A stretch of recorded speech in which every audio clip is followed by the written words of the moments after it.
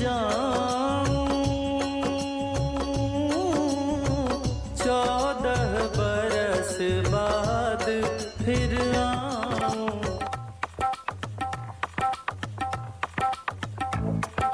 Radio 2000 98.5 FM Community Program. सामाजिक हिंदी कार्यक्रम दर्पण आकाशवाणी 2098.5 FM।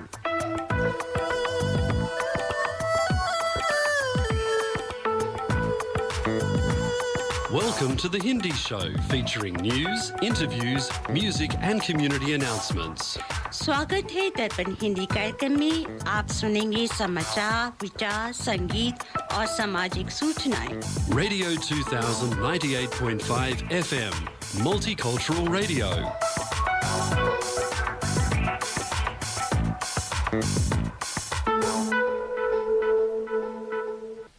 आज रविवार युगात 5125 कलयुग विक्रम संवत 2080 पौष माह के शुक्ल पक्ष की एकादशी 21 जनवरी 2024 है। दर्पण के सुनने वाले सभी श्रोताओं को पूनम का सप्रेम नमस्कार। इस सप्ताह के समाचार इस प्रकार हैं। अयोध्या में 22 जनवरी को राम मंदिर के प्राण प्रतिष्ठा कार्यक्रम है। इस कार्यक्रम को लेकर दुनिया भर में तैयारियां चल रही हैं। इस कार्यक्रम में 7000 मेहमान हिस्सा लेंगे। न सिर्फ हिंदू बल्कि मुस्लिम संप्रदाय के लोग भी बहुत उत्साहित हैं। मुंबई का एक ऐसा ही मुस्लिम परिवार सिक्के बना रहा है जिसकी एक तरफ राम मंदिर की प्रतिकृति और दूसरी तरफ मोदी जी का नाम लिखा है। अब तक 3000 सिक्के बना चुका है। ये सिक्के उत्तर प्रदेश के सीएम योगी आदित्यनाथ को समर्पित किए जाएंगे। इस मुस्लिम परिवार के मुखिया शाहबाज राठौर की पत्नी हिंदू है। उनकी पत्नी का कहना है कि हम मुसलमान बाद में परंतु हिंदुस्तानी पहले हैं। 22 जनवरी के प्राण प्रतिष्ठा समारोह को लेकर विश्व भर में सरगर्मियां चल रही हैं। तो फिर ऑस्ट्रेलिया कैसे पीछे रह सकता है? ऑस्ट्रेलिया के पर्थ शहर में राम मंदिर का निर्माण श्री राम वैदिक व सांस्कृतिक ट्रस्ट की तरफ से किया जाएगा। इस ट्रस्ट के deputy head doctor Harendra Rana ने बताया कि पर्थ शहर में 150 एकड़ जमीन में 600 करोड़ रुपए की लागत से श्री राम मंदिर का निर्माण होगा। मंदिर परिसर में हनुमान वाटिका, सीता वाटिका, जटायु बाग, शबरी वन, जामवंत सदन, नल नील तकनीकी और गुरु वशिष्ठ ज्ञान केंद्र होगा। मंदिर परिसर में एक कैंडल पोर्च, चित्रकूट वाटिका, पंचवटी वाटिका उद्यान और एक प्रस्तावित राम निवास होटल भी बनाया जाएगा। मंदिर में सीता रसोई रेस्टोरेंट, रामायण सदन लाइब्रेरी और तुलसीदास हॉल जैसे सांस्कृतिक स्थान भी बनाए जाएंगे। मंदिर परिसर में 55 एकड़ भूभाग पर सनातन वैदिक विश्वविद्यालय का निर्माण भी किया जाएगा। मंदिर में 108 फीट ऊंची हनुमान की मूर्ति भी स्थापित होगी और शिव सप्त सागर नाम का एक कुंड भी बनेगा जिसमें शिवजी की 51 फुट की प्रतिमा होगी। ऑस्ट्रेलिया में कल अनेकों आयोजन होने जा रहे हैं। भारतीयों की संख्या बढ़ने के कारण हर शहर में राम मंदिर के आयोजनों की व्यवस्था जोर शोर से चल रही है। USA India strategic partnership forum के अध्यक्ष और सीईओ ने व्यापक उत्साह को लेकर जानकारी साझा की कि पूरे अमेरिका में भी लगभग 1 दर्जन कार्यक्रम होंगे। इनमें राम मंदिर में प्राण प्रतिष्ठा का उत्सव न्यूयॉर्क टाइम्स स्क्वायर से पूरे रास्ते में मनाया जाएगा। बॉस्टन, वॉशिंगटन डीसी, एलए और सैन फ्रांसिस्को में भी कार्यक्रम निर्धारित हैं जो कि ठीक उसी समय होंगे जब भारत में समारोह होगा। इस तरह की गतिविधि सांस्कृतिक, भावनात्मक और धार्मिक है जो कि भौगोलिक सीमाओं से परे है। इस अवसर पर मॉरिशस सरकार ने भी 22 जनवरी को सार्वजनिक सेवा में कार्यरत हिंदू अधिकारियों के लिए 2 घंटे के विशेष अवकाश की घोषणा की है। इस कदम का उद्देश्य उनका अयोध्या में श्री रामलला की प्राण प्रतिष्ठा के अवसर पर होने वाली स्थानीय कार्यक्रम में भाग लेना संभव बनाएगा। पीएम मोदी 22 जनवरी को रामलला की मूर्ति की प्राण प्रतिष्ठा में शामिल होंगे। अयोध्या में 16 जनवरी से 7 दिनों तक समारोह चल रहा है। रामलला की प्राण प्रतिष्ठा के समारोह में वैदिक अनुष्ठान होंगे। समारोह के बढ़ते उत्साह के बीच अमेरिका के विश्व हिंदू परिषद ने मैरीलैंड में एक महाकाव्य टेस्ला म्यूजिकल लाइट शो का आयोजन भी किया। इस शो में 150 से अधिक कारें शामिल हुईं। जय श्री राम की धुन के साथ टेस्ला कार लाइट शो के जश्न से हिंदू समुदाय में रचनात्मक उत्साह को प्रदर्शित किया। जैसे जैसे अयोध्या में भव्य मंदिर के उद्घाटन की तारीख समीप आ रही है, यह वैश्विक उत्साह बढ़ता ही जा रहा है। मंदिर ट्रस्ट की तरफ से समय समय पर निर्माण से जुड़ी जानकारी श्रद्धालुओं के लिए दी जा रही है। 20 और 21 जनवरी को राम मंदिर आम श्रद्धालुओं के लिए बंद रहेगा। 18 जनवरी को गर्भगृह में रामलला की मूर्ति अपने आसन पर विराजमान हुई। इस मूर्ति का वजन 150 से 200 किलो तक के बीच में है। वहीं 22 जनवरी को आमंत्रित लोग 2 बजे के बाद गर्भगृह के भाग में राम के दर्शन कर पाएंगे। मंदिर के परिसर में 9 कुंड 120 वैदिक पुजारी बुलाए गए हैं। प्राण प्रतिष्ठा दोपहर 12:20 पर की जाएगी। इस सब तैयारियों के बीच 16 जनवरी को मंदिर ट्रस्ट श्री राम जन्मभूमि तीर्थ क्षेत्र की तरफ से नियुक्त किए गए यजमान ने प्रत्याशित समारोह की शुरुआत की। 17 जनवरी को 5 साल के रामलला की मूर्ति के साथ एक काफिला अयोध्या पहुंचा। रामलला की मूर्ति गर्भगृह से लाई गई। 18 जनवरी को गणेश अंबिका पूजा, वरुण पूजा, मातृका पूजा, ब्राह्मण पूजा और वास्तु पूजा के साथ औपचारिक अनुष्ठान शुरू कर दिए गए। 19 जनवरी को पवित्र अग्नि जलाई गई, नवग्रह की स्थापना और हवन हुआ। 20 जनवरी को राम जन्मभूमि मंदिर के गर्भगृह को सरयू जल से धोया गया, जिसके बाद वास्तु शांति और अन्न दिवस अनुष्ठान हुआ। 21 जनवरी को रामलला की मूर्ति को 125 कलशों के जल से स्नान कराया जाएगा और 22 जनवरी की सुबह की पूजा के बाद दोपहर में मृग राशि नक्षत्र में रामलला की मूर्ति का अभिषेक किया जाएगा। लोकसभा चुनाव 2024 की सरगर्मियां पूरे जोर शोर पर हैं। बीजेपी, कांग्रेस समेत तमाम पार्टियां अपने वोट बैंक को मजबूत करने और गतिविधि और विरोधी पार्टी के वोट बैंक में सेंध लगाने की कवायद में लग गई है। बीजेपी के अब विरोधियों के वोट बैंक में घुसपैठ करने की रणनीति को मूर्त रूप देना शुरू कर दिया है। राममय माहौल में बीजेपी खुलकर कह रही है कि इस बार लोकसभा चुनाव में 400 के पार सीटें आएंगी। हालांकि बीजेपी को क्या किसी पार्टी के लिए आंकड़ा हासिल करना आसान काम नहीं है। तभी बीजेपी के रणनीतिकारों ने यूपी की 80 और बिहार की 40 सीट्स को साधने के लिए MY प्लान बनाया है। समाजवादी पार्टी के MY फॉर्मूले की तर्ज पर यूपी में मिशन 80 को पार लगाने के लिए भारतीय जनता पार्टी भी MY फैक्टर को लेकर जनता के बीच जाने की तैयारी में है। सपा का SP का MY जहां मुस्लिम यादव है, वहीं बीजेपी के MY का मतलब मोदी योगी और मुस्लिम योगी है। इसी के साथ बीजेपी अल्पसंख्यक मोर्चा प्रदेश में 18 लाख से अधिक PM आवास योजना के अल्पसंख्यक लाभार्थियों के दम पर इस लोकसभा चुनाव में जीत का लक्ष्य भेदने का काम करेगी। भारत और मालदीव्स के बीच चल रहे विवादों के बीच भारतीय लोगों का लक्षद्वीप को लेकर रुझान बढ़ा है। लक्षद्वीप के सांसद ने NDTV को बताया कि मालदीव के पास इतनी क्षमता नहीं है जो भारी संख्या में पर्यटकों की संख्या को संभाल सके। इस द्वीप के नाजुक इकोसिस्टम को देखते हुए भी पर्यटकों की संख्या को नियंत्रित रखना जरूरी है। गौरतलब है कि लक्षद्वीप के 36 द्वीपों में से केवल 10 पर ही आबादी है। वर्तमान में लक्षद्वीप की केवल 8 से 10% आबादी ही पर्यटन पर निर्भर है। मालदीव के साथ विवाद के कारण सोशल मीडिया पर कई लोग अब लक्षद्वीप जाने की सोच रहे हैं। मालदीव के नए राष्ट्रपति बने मोहम्मद मोइजू का भारतीय विरोध रुख जग जाहिर है, लेकिन चीन के 5 दिवसीय दौरे से लौटने के बाद उनकी भाषा सख्त हो गई।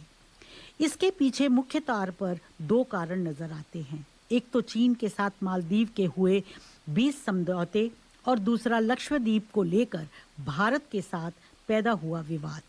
मोइजू जब चीन के दौरे पर निकलने वाले थे, ठीक उसी समय लक्षद्वीप में टूरिज्म को लेकर सोशल मीडिया पर विवाद छिड़ गया। मालदीव के 3 मंत्रियों ने पीएम मोदी के खिलाफ आपत्तिजनक पोस्ट किए। इसके बाद मालदीव की विपक्षी पार्टियों ने मोइजू सरकार को घेर लिया। इधर भारत में मालदीव टूरिस्ट ने अपनी बुकिंग्स कैंसिल करना शुरू कर दिया। चौतरफा विवाद देख मालदीव सरकार ने अपने 3 मंत्रियों को निलंबित कर दिया। इन हालातों का लाभ उठाते हुए चीन मालदीव के बीच 20 अहम समझौते हुए और चीन ने $130 मिलियन की मदद भी दी, जो कि मालदीव की विकास परियोजनाओं पर खर्च होगी। साल 2024 दुनिया के लिए अहम साल साबित होगा। दुनिया के 60% से अधिक आर्थिक उत्पादन और आधी से ज्यादा आबादी वाले देशों में इस साल चुनाव होने वाले हैं। भारत, अमेरिका समेत 61 देशों और यूरोपियन यूनियन में राष्ट्रपति या संसदीय चुनाव होंगे। दुनिया की कुल आबादी का 49 हिस्सा मताधिकार यानी वोटिंग राइट्स का इस्तेमाल करेगा, जबकि इस साल बांग्लादेश में 7 जनवरी और ताइवान में 13 जनवरी को चुनाव हो चुके हैं। महाराष्ट्र सरकार और अदानी ग्रुप के जॉइंट रूटीन के रूप में धारावी पुनर्वास परियोजना बनाई गई है, जिसके तहत अदानी ग्रुप स्लम बस्ती को एक अत्याधुनिक शहर के रूप में विकसित करेगा। नवंबर 2022 में ये कॉन्ट्रैक्ट अदानी ग्रुप को मिला।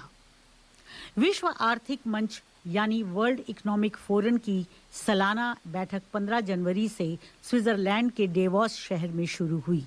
यह बैठक 19 जनवरी तक चली। बैठक में भारत के 3 मंत्री और सीएम ने शिरकत की।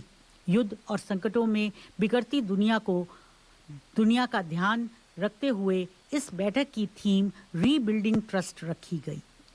डेवोस समिट 2024 के चीफ ने एनडीटीवी के साथ एक इंटरव्यू में कहा कि भारत की अर्थव्यवस्था में तेजी से वृद्धि देखी जा रही है।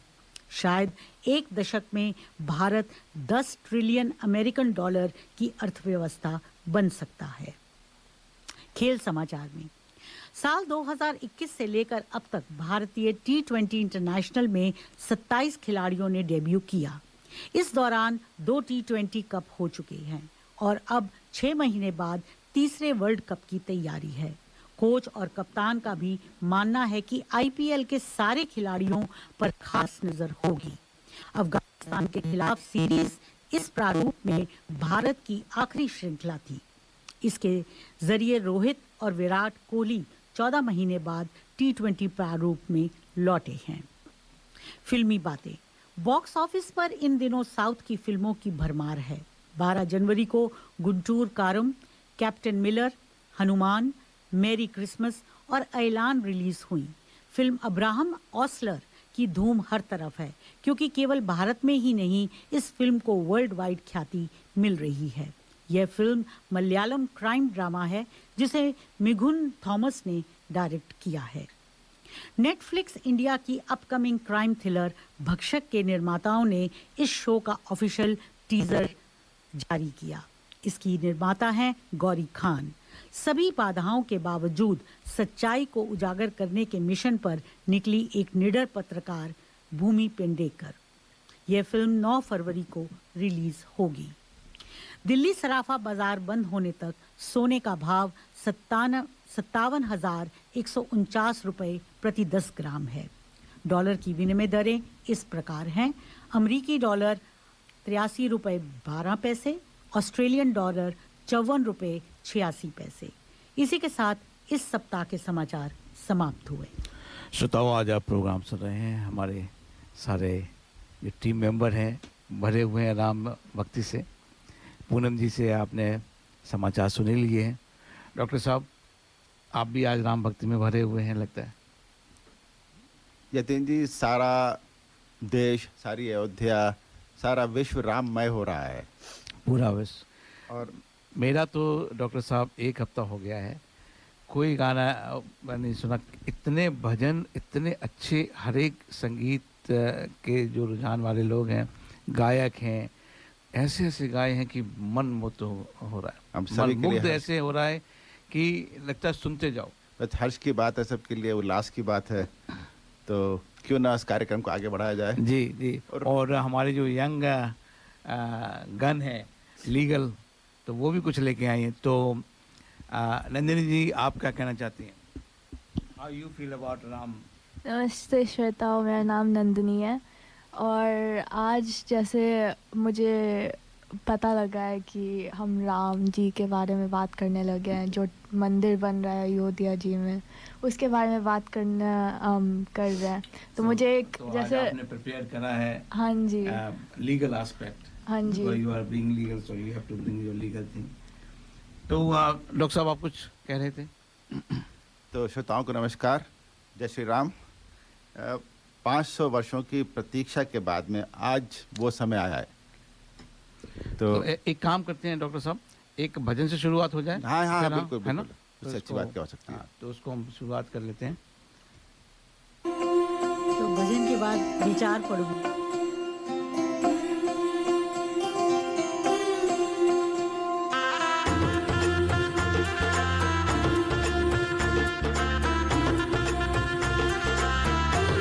मेरी चौखट पे चल के आज चारों धाम आए हैं।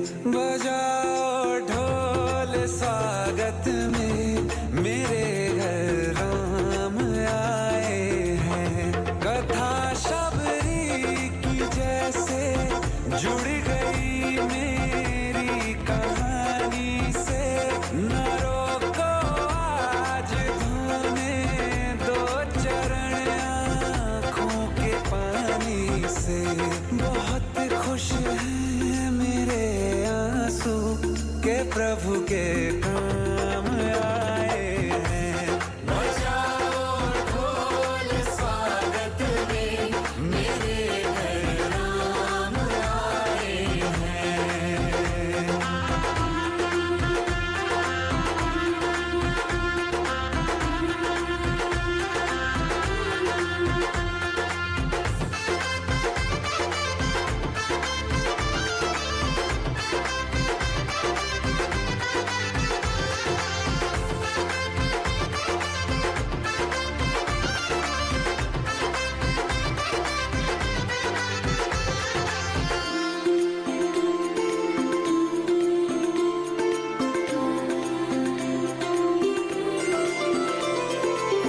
तुमको पाके क्या पाया है, सृष्टि के कण कण से पूछो। तुमको खोने का दुख क्या है, कौशल्या के मन से पूछो। द्वार मेरे ये अभागे, आज इनके भाग जागे। बड़ी लंबी इंतजारी हुई रघुबर तुम्हारी, तब आई है सवारी। संदेश से आज खुशियों के हमारे नाम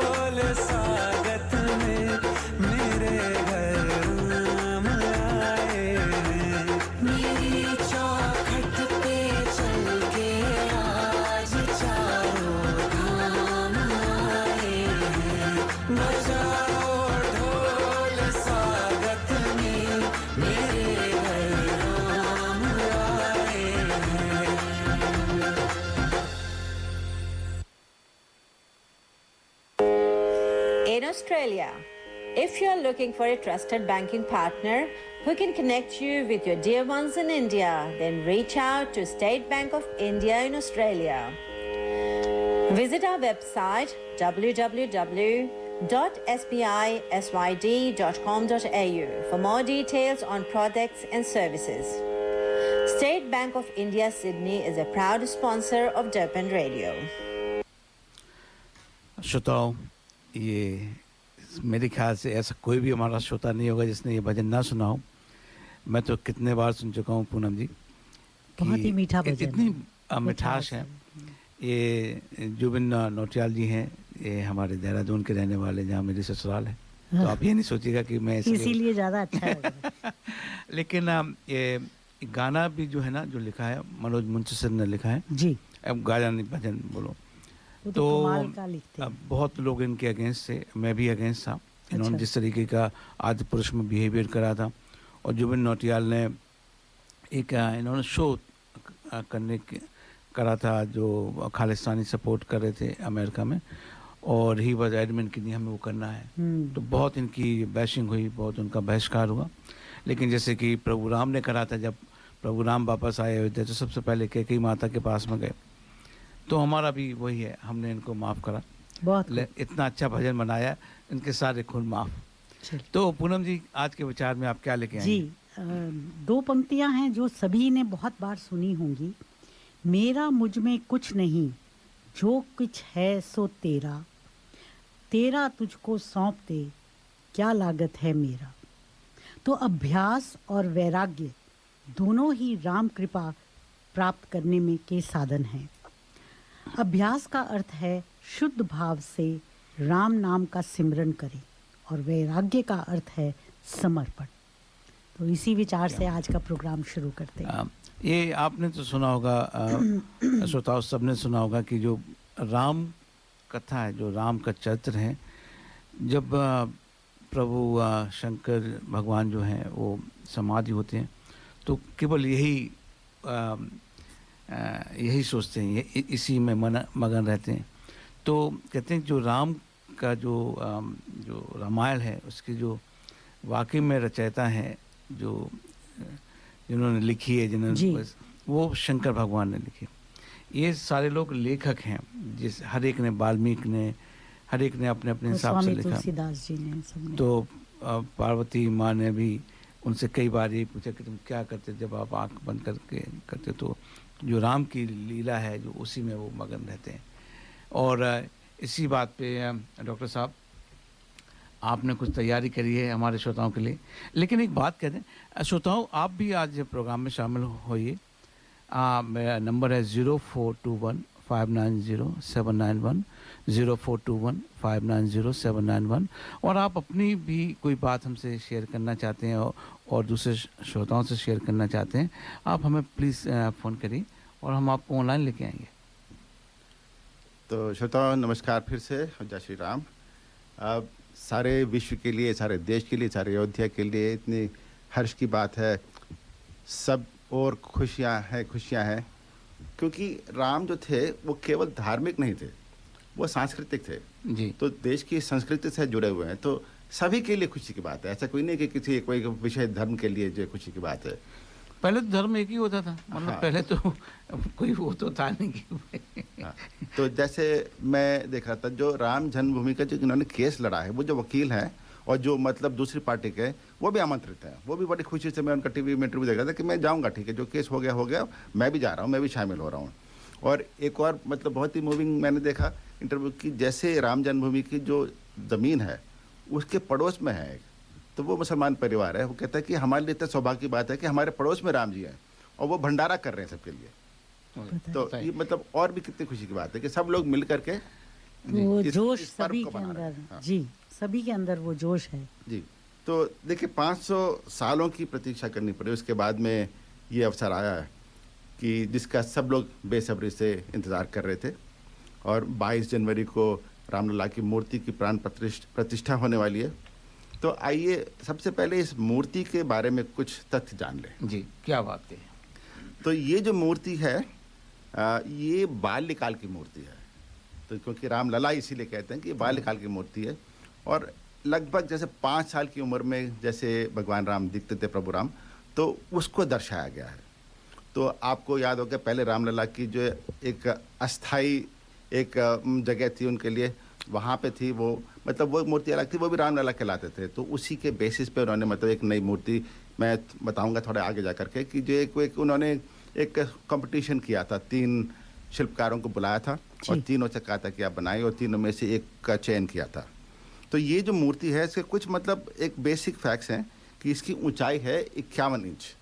ये मतलब उन्होंने स्पेसिफाई किया था कि जो मूर्ति होगी वो 51 इंच की होगी, तो बिल्कुल उसी को मतलब फॉलो किया गया है। और इसका वजन है, जैसे पूनम जी आपने बताया, लगभग 1.5 टन की है ये, 1500 किलो की मूर्ति है ये। और ये श्याम रंग की है ये। तो जो है जो जिस चीज़ से बनाई गई है, गुप्ता जी इसको ध्यान दीजिए, ये जो जिस मूर्ति जो शिला से बनाई गई, ये नेपाल से आई है और इसे कहते हैं देवशिला। ये जो मतलब पत्थर है और 30 लाख साल पुराना है ये पत्थर। 30 लाख साल, 3 मिलियन ईयर्स ओल्ड। तो वो एक नेपाल में एक नदी है, उसका नाम है गंडकी नदी, तो वहाँ पे होते हैं ऐसे ये। अच्छा। तो ये जो इसको कहते हैं देवशिला। तो जो मूर्ति है ये खड़ी वाली मुद्रा में है, ऐसे बैठी मुद्रा में नहीं है, खड़ी मुद्रा में है। तो 5 साल के हैं फिर भी खड़ी मुद्रा में है वो। और इसके नीचे एक कमल के आकार का पेडेस्टल बनाया गया है। तो ये पूरी जो है एक ही पत्थर से बनाई गई, उसी में से मूर्तियां है। शिला से। हाँ, और इसके जो मतलब शिल्पकार हैं उसके उनके बारे में आगे बताऊंगा। उनका नाम है अरुण योगीराज, वो मैसूर से हैं। तो मूर्ति मतलब शिल्पकार ने बनाई, उन्होंने काफ़ी मेहनत करके बाद में उसकी प्रतिष्ठा हो रही है। तो मूर्ति का जो माथा है उस पर तिलक लगाया गया है। और जब मूर्ति बनने के बाद में उनके हाथ में सोने का धनुष बाण होंगे और एक स्वर्ण मुकुट भी होगा उसके ऊपर। और फिर उसको मतलब कपड़ों से सजाया जाएगा। हाँ।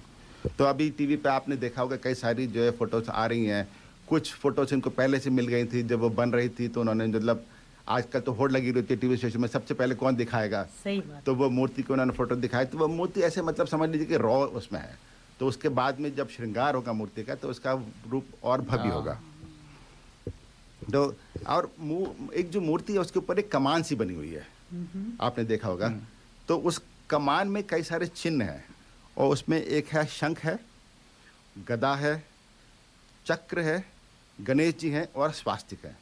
तो ये उस कमान पे सजे हुए ये सब चीज़ें हैं। तो जैसे मैंने बताया कि जो है 3 शिल्पकार थे जिन्होंने इसका बेड़ा उठाया था। तो एक तो थे ये अरुण योगीराज जी, दूसरे थे श्री गणेश भट्ट जी, वो गुजरात से हैं। तो उन्होंने भी श्याम रंग में बनाई उसको। और एक और है सत्यनारायण पांडे जी जो जयपुर से हैं, उन्होंने मकराना मार्बल में बनाई।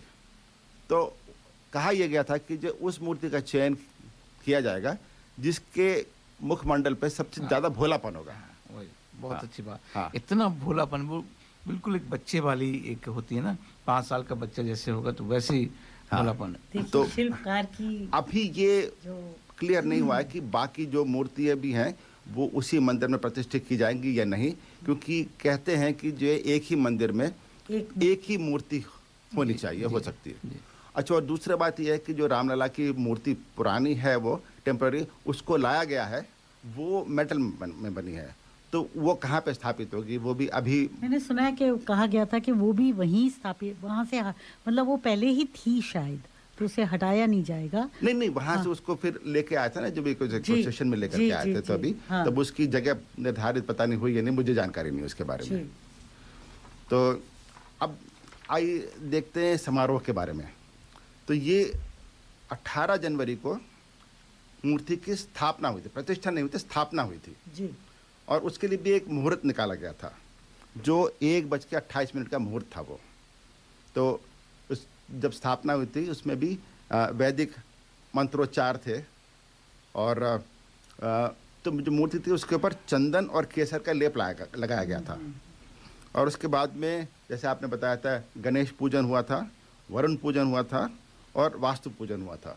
तो ये सारे दिन कार्यक्रम चलता रहा था। उसमें मतलब केवल वही लोग थे जो मतलब पुजारी हैं और जो मतलब ट्रस्ट के लोग हैं। हाँ, तो कोई और मतलब कोई वीआईपी नहीं था, कोई राजनेता नहीं थे उसके अंदर, कोई जनरल पब्लिक के लोग नहीं थे। और सब होने के बाद में 7:30 बजे आरती हुई। तो उस दिन की बात है, 18 की बात है ये। और उसके बाद में 18 से 22 तक प्रतिष्ठा होगी, वहाँ पे रोज़ हवन हो रहा है। और 22 तारीख को जो प्राण प्रतिष्ठा होगी, तो प्राण प्रतिष्ठा ये कहते हैं किसी भी मूर्ति को जब मंदिर में स्थापित करते हैं तो उसमें ऐसे लगते हैं कि एक दैवी एक प्राण आया है, तो वो एक अनिवार्य है किसी भी मूर्ति के लिए।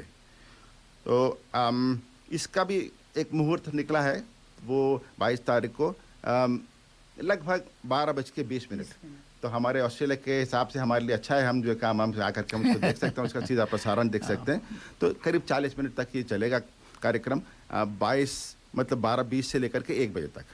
तो आप ये कह रहे हैं डॉक्टर साहब, जितने भी लोग हैं ऑस्ट्रेलिया में ख़ास तौर पे, वो लोग कहीं ना कहीं आज इतने समारोह हो रहे हैं, हर मंदिर में समारोह हो रहे हैं, लाइव दिखा रहे हैं। जैसे ओबन टेम्पल में शाम को हवन होगा, वहाँ उन्होंने पूरा भोज भी रखा हुआ है, तो 5 से शुरुआत हो जाती है। तो कहीं ना कहीं जाइए, ख़ास तौर पर अपने बच्चों को लेकर जाइए, वो बहुत ज़रूरी है, उनको नहीं मालूम है कि क्या हुआ। जी डॉक्टर। तो ये जो मुहूर्त है 22 तारीख को, उसको कहते हैं अभिजीत मुहूर्त, तो उसका एक खास नाम दिया गया है। और जो प्रतिष्ठा करेंगे उसमें जो है मोदी जी मतलब मुख्य अतिथि होंगे उसके अंदर। और जो मुख्य पुजारी हैं तो उनका नाम है श्री लक्ष्मी नारायण दीक्षित जी। और जो पूरे समारोह की देखरेख करेंगे उनका नाम है ज्ञानेश्वर शास्त्री द्रविड़। तो ये सभी मतलब ऐसे मतलब सुपरवाइज करेंगे हर चीज़ को। और इसमें 121 आचार्य होंगे, तो ये मतलब मुख्य पुरोहित हो गए, और 121 आचार्य बैठ करके सब मतलब पूरी सेरेमनी को वो करेंगे, पूरा करेंगे।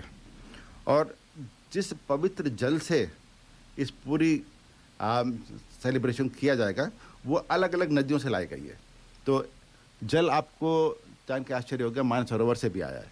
अच्छा। हाँ, मानसरोवर से है, और संगम से है, हरिद्वार से है, गोदावरी से है, नर्मदा से, जगह जगह जल है, फिर जलाभिषेक किया जाएगा उसको।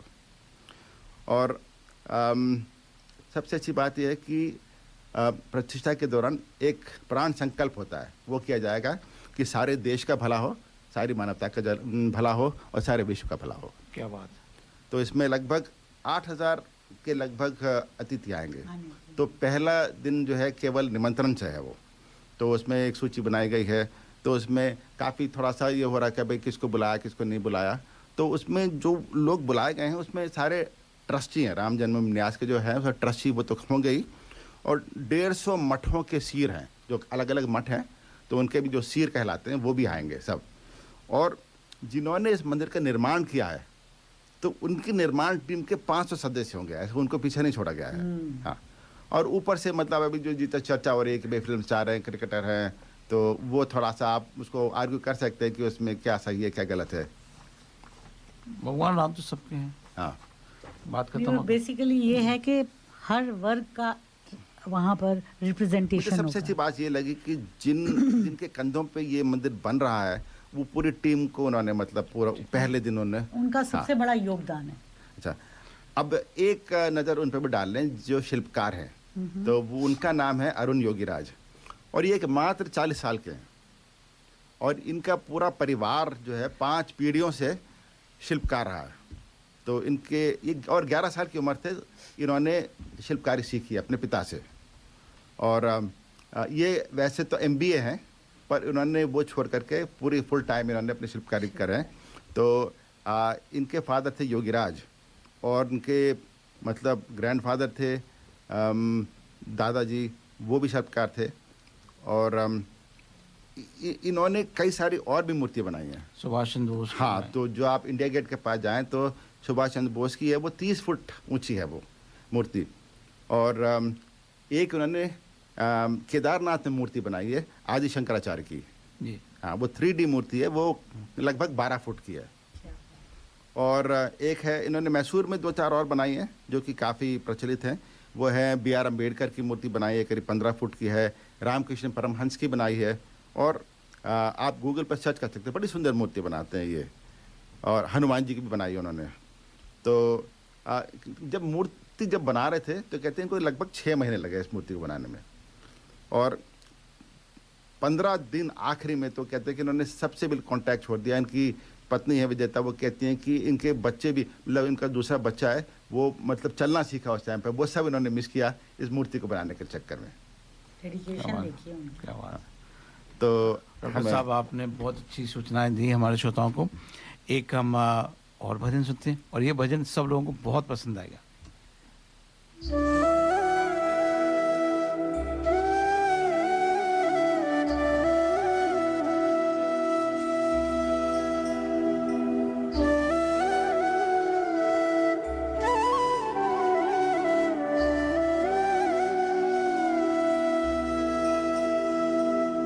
बनेगी बिगड़ी काम, जय श्री राम। सबसे सुंदर नाम, जय श्री राम। हाँ, जय श्री राम। हुई वही जो रचते हैं श्री राम, दो अक्षर में बसते चारों धाम, जय श्री राम। सुबह से लेकर शाम, जय श्री राम। सबसे सुंदर नाम, जय श्री राम। ओ, जय श्री राम।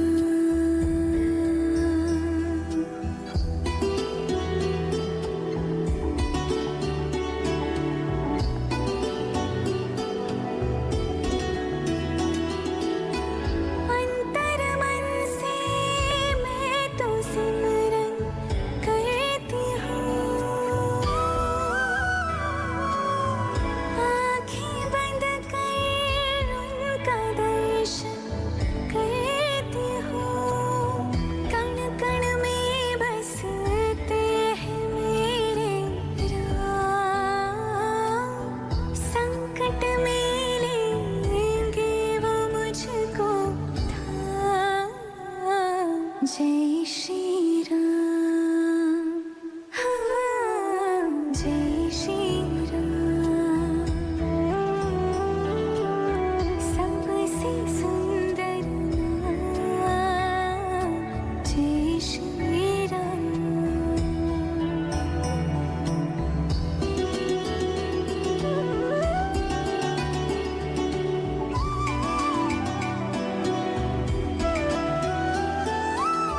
मर्यादा का पाठ पढ़ाने आए हैं, अंजनी पुत्र पावन सुत जिनके साए हैं, केवट के शबरी के भी है राम, तेरे मेरे सबके मन का नाम, जय श्री राम। रघुपति राघव राम, जय श्री राम। हो सबसे सुंदर नाम, जय श्री राम। हो, जय श्री राम। राम मेरे राम, मेरे राम, मेरे राम। राम मेरे राम, मेरे राम, मेरे Ram.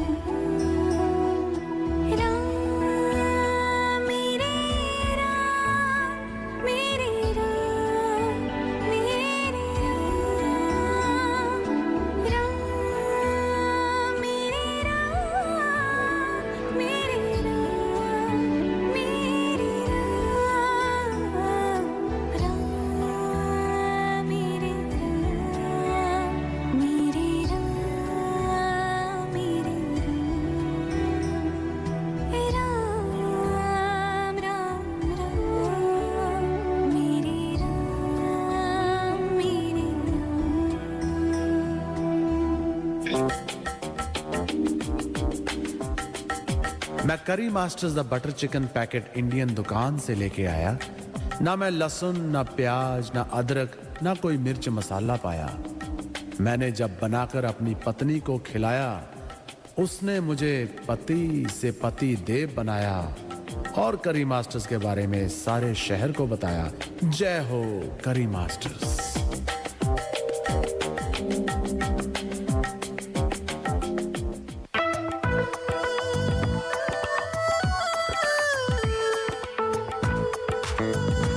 Radio 2000 98.5 FM and The Hindi Show. आप सुन रहे हैं दर्पण हिंदी कार्यक्रम 98.5 FM पर। श्रोताओं, हमारे साथ प्रदीप जी जुड़ गए हैं। प्रदीप जी, दर्पण रेडियो प्रोग्राम में आपका बहुत बहुत स्वागत है। धन्यवाद यतीन जी। जय श्री राम और दर्पण के सभी श्रोताओं को राम राम। राम राम राम राम। प्रदीप जी, आप होली का भी कुछ बात करना चाहते हैं, हमारे श्रोताओं को इनवाइट करना चाहते हैं? आप हमारे श्रोताओं के लिए सूचना है कि 25 तारीख की होली है, 25 मार्च की, और 31 तारीख को हमने होली मिलन समारोह का आयोजन किया है पैरामेटा पार्क में, जो वहाँ का सबसे बड़ा पिकनिक स्पॉट है वहाँ पर। और आप सभी से अनुरोध है कि वहाँ आकर होली खेलें हमारे साथ। हम हर्बल कलर भी प्रोवाइड करेंगे। और हम ये भी कहना चाहते हैं कि आप जिस भी ऑर्गेनाइजेशन से जुड़े हुए हैं या कोई और ऑर्गेनाइजेशन हमारे साथ होली मनाना चाहती है, तो आपका स्वागत है। और तो इसका मतलब आप ये कह रहे हैं कि आप कोई भी आता है, कोई भी ऑर्गेनाइजेशन वो आपके साथ में जुड़ती है, आप वेन्यू प्रोवाइड करा रहे हैं, कलर प्रोवाइड करा रहे हैं, हर्बल कलर्स, हर्बल कलर, ठीक है। कोई भी आता है, आप अपना बैनर भी लेके आइए, वो भी लगाइए, जैसे कि आपका अपना प्रोग्राम है, आइए सब मिलकर मनाते हैं। बिल्कुल बिल्कुल। और हमें ये लगता है कि अगर कार्यक्रम साथ साथ हो तो अधिक अच्छा है जी। नए नए लोगों से मिलना होगा और हम लोगों का संपर्क बढ़ेगा तो अच्छा लगेगा और वातावरण वहाँ भी राममय हो जाएगा। और दर्पण की ब्रॉडकास्टिंग टीम है, उनसे भी आप मुलाकात करेंगे। बिल्कुल बिल्कुल बिल्कुल। प्रदीप जी, एक और जो बात है, मैं आपको भी इनवाइट करना चाहता हूँ। अभी ओबन टेम्पल में कल सोमवार की शाम को 5 बजे से प्रोग्राम शुरू हो रहा है। आपको और भी दर्पण के सारे श्रोताओं को मैं इनवाइट कराना चाहता हूँ। मैं इसलिए बोल रहा हूँ कि मैं एक्चुअली हम बोलना चाहिए, हम इनवाइट करते हैं, आप आइए। और वहाँ पे लाइव टेलीकास्ट हो रहा होगा जो भारत में चल रहा है प्रोग्राम, क्योंकि वो बहुत अच्छा प्रोग्राम हो रहा है। उसी टाइमिंग भी हमारे लिए बड़ी अच्छी होगी, दिन की छुट्टी लेनी पड़ेगी। और भोज हो रहा है तो वो भोज लीजिए और एक हिस्टोरिकल का समहाउ छोटे ही रूप में सही हिस्सा बनिए। तो आपको यतीन जी बहुत सारे कार्यक्रम हो रहे हैं सभी मंदिर में, हर मंदिर में हो रहा है, लेकिन जो ओबन मंदिर है उसकी खास बात है, सबसे पुराना मंदिर है और ये है कि वहाँ की कुछ बात ही और है। तो एक और चीज़ आपसे पूछनी है, कल आप सदगुरु जी के इवेंट में गए थे, कैसा अनुभव रहा प्रदीप जी आपका वहाँ पे? यतीन जी मैं क्या बताऊं, वहाँ पर 8000 लोग आए हुए थे और इसकी प्रिपरेशन 1 महीना पहले से तैयारी कर ली गई थी। 3 दिन पहले से लोगों से कहा गया था सिर्फ सब्जी और फल खाएं और ये सब करने के बाद वहाँ पहुँचे। सुबह 9 बजे से कार्यक्रम आरंभ हुआ, 6:30 बजे तक चला और इतना अच्छा कार्यक्रम था। वहाँ पर शाम भवी महाभद्रा भी की गई।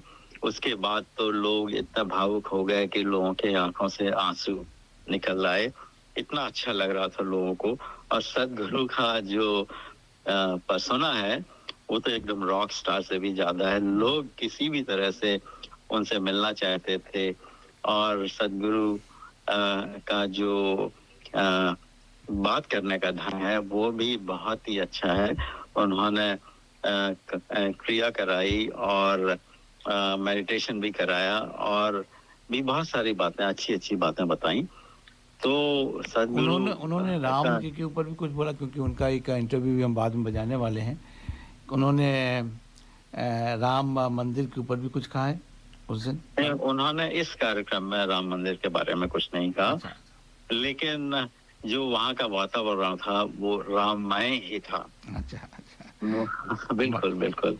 और ये है कि लोग एकदम उनके ये स्पर्श करने के लिए उनके पीछे लगे हुए थे। हालांकि बार बार अनाउंस किया जा रहा था कि भाई आप लोग अपनी जगह बैठे रहें, जब सदगुरु सबके पास आए तो आपको उठने की जरूरत नहीं है क्योंकि हर देश में वो जहाँ भी जाते हैं उनके साथ यही प्रॉब्लम हो जाती है कि लोग उन्हें छूना चाहते हैं, उनसे बात करना चाहते हैं। तो उन्होंने प्रश्नोत्तर का कार्यक्रम भी रखा था, कुछ लोगों ने अच्छे अच्छे प्रश्न भी पूछे और बहुत ही सुंदर कार्यक्रम था, बहुत ही मजा आया। मजा कोई खास बात आप शेयर करना चाहते हैं हमारे श्रोताओं के साथ भी? वहाँ जितने लोग थे उसमें से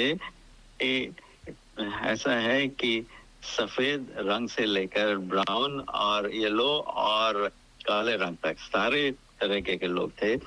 सारी ये है कि एकदम मिक्स क्राउड थी और बहुत अच्छा लगा कि वहाँ पर वॉलंटियर्स, हंड्रेड्स ऑफ वॉलंटियर्स थे और सब बेचारे हाथ जोड़कर खड़े हुए थे और जो भी जिसको चाहिए था सबकी बहुत हेल्प कर रहे थे वॉलंटियर्स। और मतलब लोग आए हुए थे पर्थ से, ब्रिस्बेन से, मेलबर्न से, बहुत जगह से आए हुए थे और सब एकदम सदगुरु के भक्त हो गए थे क्योंकि उन्होंने कुछ ऐसा एक्सपीरियंस कराया कि लोग बहुत ही भावुक हो गए। जो वो ऐसा है कि इतना अच्छा लगा एक्चुअली उस कार्यक्रम में। क्या आप ये नहीं बता रहे, क्या हमारे श्रोताओं को भी बताइए कोई एक विचार हमें कोई- हमारे साथ शेयर कीजिए। आप अच्छा कह रहे हो अब, और हमारी आप क्यूरियोसिटी बढ़ा रहे हैं। नहीं तो ये है कि और क्या बताया जाए आपको। मतलब शाम क्या कहा, ऐसा क्या कहा उन्होंने? क्या मतलब क्वेश्चन आंसर में कोई एक ऐसा क्वेश्चन आंसर, कोई एक ऐसा विचार जो आपको छू गया हो? हाँ देखिए, जो छू गया वो वर्णन नहीं किया जा सकता है। और ये है कि उन्होंने, उनका ये है कि बहुत सारे यंग लोग भी थे वहां पर और उनका कहना ये था भारत में या यूएसए में या यूरोप में इतने लोग आना चाहते हैं उनके कार्यक्रम में कि उन्होंने अब डिसाइड किया है कि भारत में अभी 2 आश्रम हैं, 7 और खुलेंगे और यूएसए में तो एक योगा सिटी खोलने जा रहे हैं वो। अच्छा, योगा सिटी। और यहाँ के लिए भी उनसे अनुरोध किया गया है कि एक आश्रम यहाँ ऑस्ट्रेलिया में भी होना चाहिए। तो देखिए, ऐसा है कि लोग आगे बढ़कर इस कार्यक्रम में मदद करने आए थे। प्रदीप जी, शायद आपको पता नहीं होगा, दूर दूर से, पर्थ से आए हुए थे, ब्रिस्बेन से थे और भी बहुत जगह से होंगे वैसे। और वहाँ पर ये डॉक्टर था साहब कि- आपसे क्वेश्चन पूछना प्रदीप चाहते जी, हैं। शायद आपको पता हो या ना हो, उनकी जो पर्सनैलिटी का एक एंगल ये था कि सिडनी में आकर वो गोल्फ खेलने गए। उन्होंने गोल्फ खेली बिल्कुल है गए। वहाँ पर। Actually, उन्होंने इस बारे में बताया। जी हाँ, उन्होंने इस बारे में बताया कि एक दिन पहले उन्हें लगा कि गोल्फ खेलना चाहिए तो गोल्फ कोर्स में चले गए थे। शाम के 5 बज रहे थे तो उनके साथ जो महिला थी उन्होंने कहा सदगुरु अब चलिए क्योंकि यहाँ पर लोकल कोई कार्यक्रम होने वाला है तो सड़क पर बहुत भीड़ हो जाएगी। तो सदगुरु ने कहा कि कोई बात नहीं, पहले खेल लेते हैं फिर चलेंगे। प्रदीप जी, आपके समय के लिए बहुत बहुत धन्यवाद। आप श्रोताओं, आप जो लोग हमसे बात करना चाहते हैं, आप मुझे फ़ोन कर सकते हैं 0421 590 791। धन्यवाद यतीन्द्र जी। राम राम। राम राम। रघुपति राघव राजा राम, पतित पावन सीताराम, सीताराम सीताराम, भज प्यारे तू सीता।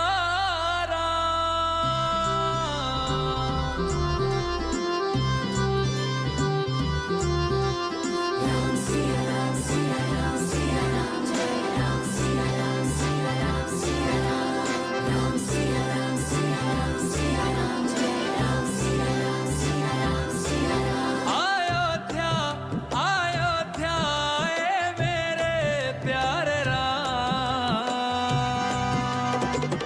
बोलो जय जय श्री राम। अयोध्या आए मेरे प्यारे राम, बोलो जय जय श्री राम। हमारी आंखों के तारे हैं प्रभु राम, बोलो जय जय श्री राम।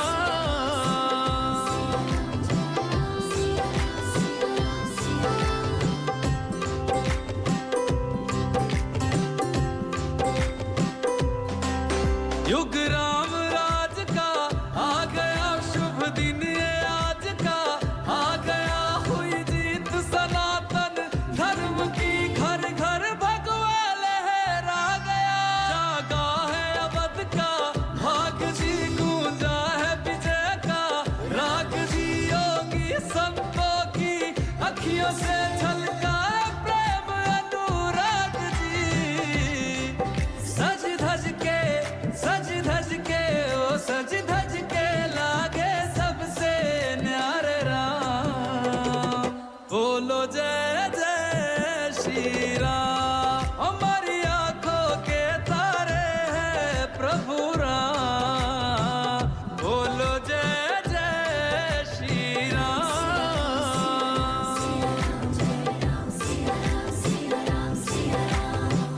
रघुनंदन का राज तिलक है, राज सिंहासन राम का हक है।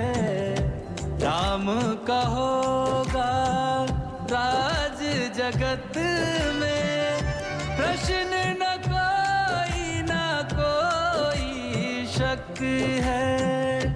राम के पथ में सबकी पलक है, जीत ये सब के लिए ही सबक है।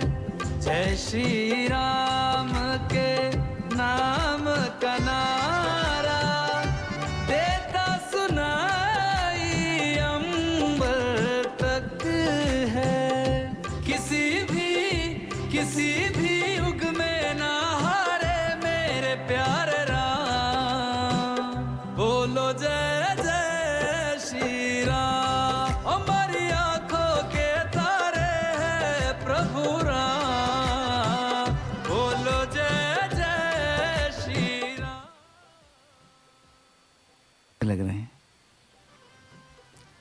ये जो भजन है वो हंसराज रघुवंशी जी एक यंग हैं, उन्होंने गाया है। आप इस पे मैं सच बता रहा हूँ, इसको बारात में जो पार्टियां होती हैं उसमें भी आप करोगे तो डांस, हाँ वो बीट है वो उतनी है।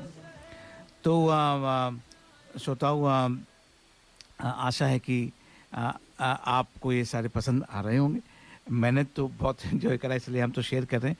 लेकिन अगर आप भी कोई भजन सुनना चाहते हैं, कुछ आपने भी पिक करा है, हमारे साथ शेयर करिए, हम वो बजाते हैं यहाँ पे, हैं पूनम जी? बिल्कुल ठीक है। हर आदमी जब राममय हुए हैं तो क्यों नहीं सभी का स्वागत है इसमें। तो प्रोग्राम को आगे बढ़ाते हैं।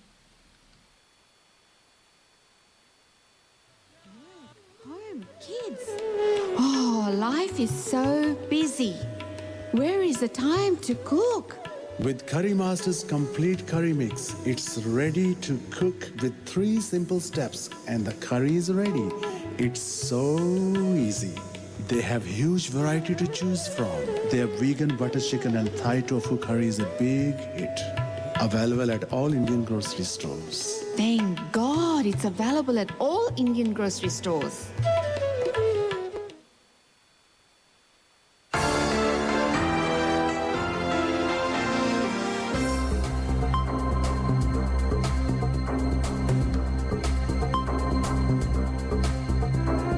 NEMBC मीडिया द्वारा निर्मित नवीनतम समाचारों में आपका स्वागत है। मैं हूं यतीन्द्र गुप्ता। ABC सिडनी के कर्मचारियों ने ब्रॉडकास्टर को बंद करने पर हड़ताल की धमकी दी। सिडनी में ब्रॉडकास्टर के अल्टीमेट कार्यालय में ABC पत्रकारों ने ब्रॉडकास्टर एंटोनेट लेटॉफ की समाप्ति पर हड़ताल की धमकी दी है। लेटॉफ की स्थिति को क्रिसमस से ठीक पहले तुरंत समाप्त कर दिया गया था। कथित तौर पर इजराइल हमास संघर्ष के बारे में उनके द्वारा किए गए सोशल मीडिया पोस्ट के संबंध में सिडनी मॉर्निंग हेरल्ड ने इस सप्ताह रिपोर्ट दी थी कि उसने लीक हुए व्हाट्सएप संदेशों की एक श्रृंखला देखी है। इसमें इजराइल समर्थक लॉबिस्टों द्वारा एबीसी के प्रबंध निदेशक डेविड एंडरसन और एबीसी अध्यक्ष ईटा बट्रोस को निशाना बनाते हुए एक पत्र लेखन अभियान दिखाया गया है। ये संदेश 18 दिसंबर के शुरू होने वाले सप्ताह में फैले हुए थे और सिडनी में एबीसी रेडियो पर लैपटॉप की दिसंबर में भरने की स्थिति और उनके सोशल मीडिया पोस्ट से संबंधित थे। मंगलवार दोपहर को लगभग 80 स्टाफ सदस्यों ने एंडरसन से मुलाकात की मांग की और इस समय छुट्टी पर हैं। Media internet and arts alliance ने पुष्टि की है कि कर्मचारियों ने इस स्थिति पर उनकी चिंताओं को पूरा नहीं करने पर वॉकआउट करने की धमकी दी है। जानलेवा बाढ़ की चेतावनी बारिश ने देश को भिगोया। ऑस्ट्रेलिया के सुदूर उत्तर और दक्षिण पूर्व में भारी बारिश जारी रहने वाली है, जिससे जीवन घातक बाढ़ की संभावना है। न्यू साउथ वेल्स, उत्तरी क्षेत्र के उत्तर पश्चिम विक्टोरिया और दक्षिणी क्वींसलैंड में बाढ़ की कई चेतावनियां जारी की गई हैं। बुधवार दोपहर को जारी किए गए भीषण तूफान के अलर्ट में सिडनी के बाहरी पश्चिम को भी शामिल किया गया था, जिसमें कटुम्बा, ऑरेंज और डब्बो सहित उत्तरी और मध्य एनएसडब्ल्यू का एक बड़ा हिस्सा शामिल था। एनएसडब्ल्यू राज्य आपातकालीन सेवा ने कहा कि इस अलर्ट से जुड़ा मुख्य जोखिम स्थानीय भारी वर्षा थी, जिससे बाढ़ और विनाशकारी हवाएं हुई। पूरे देश में पश्चिमी ऑस्ट्रेलिया भी प्रभावित हुआ है। किम्बर्ली क्षेत्र में भयंकर तूफान की चेतावनी जारी की गई है, जबकि पर्थ हिल्स और व्हीट बेल्ट में 22,000 लोग बिजली के बिना रह रहे हैं। तूफान के कारण सैकड़ों खंभे और तार क्षतिग्रस्त हो गए हैं। डेटा से पता चलता है कि डीबी भुगतान के लिए आवेदन करने वालों में से 50% से अधिक को अस्वीकार कर दिया गया है। इन आंकड़ों से पता चला है कि पिछले साल जुलाई और सितंबर के बीच एस्केपिंग वायलेंस पेमेंट ईवीपी के आधे से अधिक आवेदन खारिज कर दिए गए हैं। ईवीपी को घरेलू हिंसा से बचे लोगों के लिए आपातकालीन वित्तीय सहायता प्रदान करने के लिए डिजाइन किया गया है। 57,000 से अधिक आवेदन में से केवल 29,437 को ही पात्र माना गया। ईवीपी हिंसक साझेदारी को छोड़ने वालों को $1,500 तक नकद और $3,500 मूल्य की सेवाएं प्रदान की जाती हैं। अवक्ताओं ने सहायक दस्तावेज प्राप्त करने में कठिनाई का हवाला देते हुए पात्रता मानदंड को व्यापक बनाने का तर्क दिया है। आलोचकों ने सीमित मानदंड के त्वरित समायोजन का आग्रह किया, जिसमें अन्य पारिवारिक हिंसा के पीड़ितों, वीजा धारकों और उन लोगों को शामिल नहीं किया गया है जिन्होंने आवेदन करने से 12 सप्ताह के अधिक समय पहले हिंसक रिश्ते छोड़ दिए थे। सरकार ने कहा कि आयोग आवेदकों को वैकल्पिक कार्यक्रमों में भेजा गया था। सामाजिक सेवा मंत्री अमांडा रिश्वोर्स ने ईवीपी की प्रभावशीलता की निरंतर निगरानी पर जोर दिया। अधिवक्ताओं ने घरेलू हिंसा से बचने लोगों की सहायता में सामाजिक सुरक्षा की महत्वपूर्ण भूमिका पर जोर दिया है। मैं यतीन्द्र गुप्ता हूँ। अगली बार अधिक खबरों से जुड़ें। सुरक्षित रहें।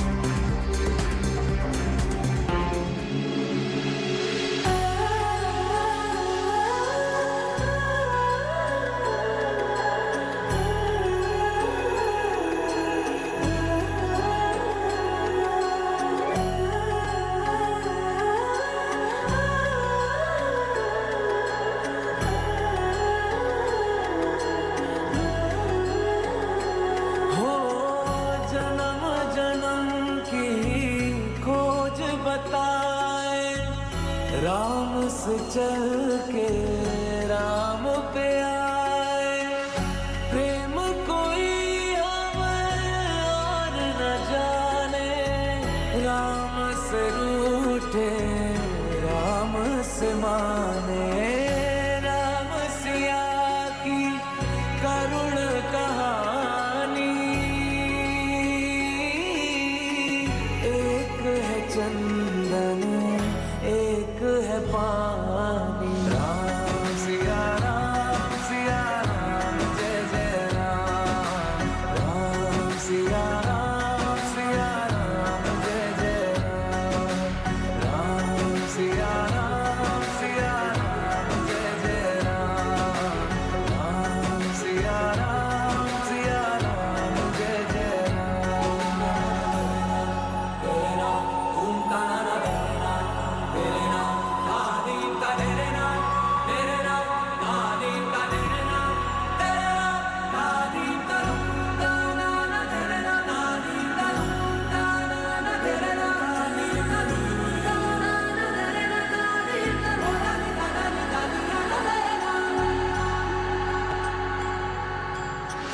हरि अनंत हरि कथा अनंता कहहि सुनहि बहु विधि सब संता राम रतन धन जो कोई पाए जीवन भर रामायण गाए मंगल भवन अमंगल हारी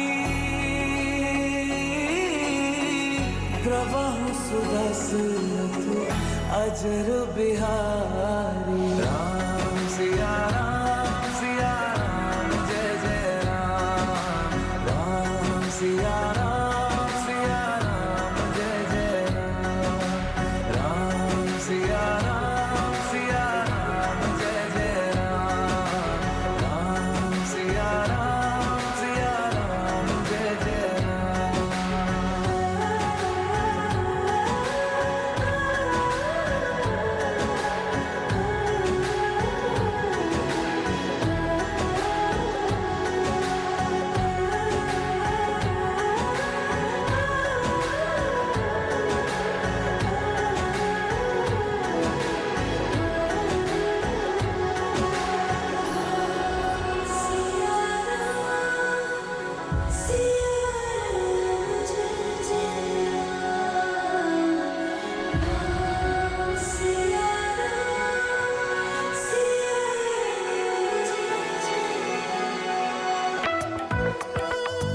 Every Sunday, listen to the Hindi show 98.5 FM, Radio 2000. हर रविवार सुनिए दर्पण हिंदी कार्यक्रम 98.5 FM पर सुबह 9 से 11 बजे तक। श्रोताओं, नाउ हम अपनी ऋचा जी से मुलाकात आपकी कराते हैं। ऋचा जी, दर्पण रेडियो प्रोग्राम में आपका बहुत बहुत स्वागत है। धन्यवाद जितेंद्र जी और सभी श्रोताओं को जय श्री राम। जय श्री राम, जय श्री राम। पूनम जी, आप भी बोलिए जय श्री राम। डॉक्टर साहब, जय श्री राम। जय श्री राम, जय श्री राम। बिल्कुल, पूरे दर्पण रेडियो पे जो है गूंज होनी चाहिए जय श्री राम की, जो कि आप देख रहे हैं पिछले सप्ताह से ही हो रही है। जी, क्षमा तो आपने बांध दी थी जी, लेकिन ये पहले मैं कहना चाहूंगी सदगुरु जी के बारे में। पिछली बार हमने उनका दर्शन किया था और चैनल 9 पे उनका इंटरव्यू दिखाया जा रहा था, तो आपने पूछा कि क्या एक सूत्र दिया सदगुरु जी ने, तो वो ऐसा सूत्र है कि सब लोग जो है उसको अपनाना चाहिए। और सदगुरु ने कहा कि only way out is in. जी, बहुत बढ़िया, क्या बात है, ये बहुत बड़ी बात है। सूत्र था और जो मैं अपने साथ लेके आई और उसका प्रैक्टिस करने की कोशिश करूंगी कि ओनली वे आउट इज इन। बहुत ही बात। तो जी, और तो कोई रास्ता है नहीं, और कोई रास्ता नहीं। तो ऋचा जी, जो हमारे जो राम में सब कुछ हो रहा है, तो आप क्या कर रही हैं? जी हाँ, मैं तो पहले आपको ये बता दूं कि हम सभी इतने भाग्यशाली हैं कि इस मंदिर को बनता देख पा रहे हैं। बहुत अच्छी बात बोली आपने, है कि नहीं? और आपको बताऊं कि मैं अपने आप को बहुत खास और बहुत भाग्यशाली मानती हूँ कि मैं उत्तर प्रदेश अयोध्या के बहुत करीब हूँ। और आपको एक खास बात बताऊं कि राम से कैसे मैं जुड़ी हुई हूँ, कैसे भगवान देखिए कनेक्शन बनाते हैं। और हजारों साल पहले की ये बात है कि मैं मेरी जो जन्मभूमि है, तो जन्मभूमि का नाम है पडरौना। पडरौना एक विकृत नाम है, अंग्रेजों ने दिया, उसका सही नाम था पदरौंदा। पदरौंदा इसलिए क्योंकि भगवान श्री राम उस रास्ते से गए थे, उन्होंने अपने पद से उसे रौंदा, इसलिए उसका नाम पड़ा पदरौंदा। जो अंग्रेज बोल नहीं पाए तो उन्होंने पडरौना कर दिया। अब सब सीख जाएंगे, वो भी सीख जाएंगे, सारी हिंदी सीख जाएंगे। बिल्कुल, शायद मोदी जी उनका असली नाम भी वापस ले आए। इसके अलावा जिस डिस्ट्रिक्ट में हम रहते हैं, कुशीनगर डिस्ट्रिक्ट, तो कुशीनगर भगवान बुद्ध की नगरी तो है ही, लेकिन कुशीनगर नाम इसलिए पड़ा क्योंकि कुश जो है उनका राज्याभिषेक वहां पे हुआ, कुश को वो राज्य मिला था, तो इस नाते भी राम जी वहां पहुंचे। लव कुश जो भगवान राम लव और कुश जो राम जी के बेटे थे दोनों।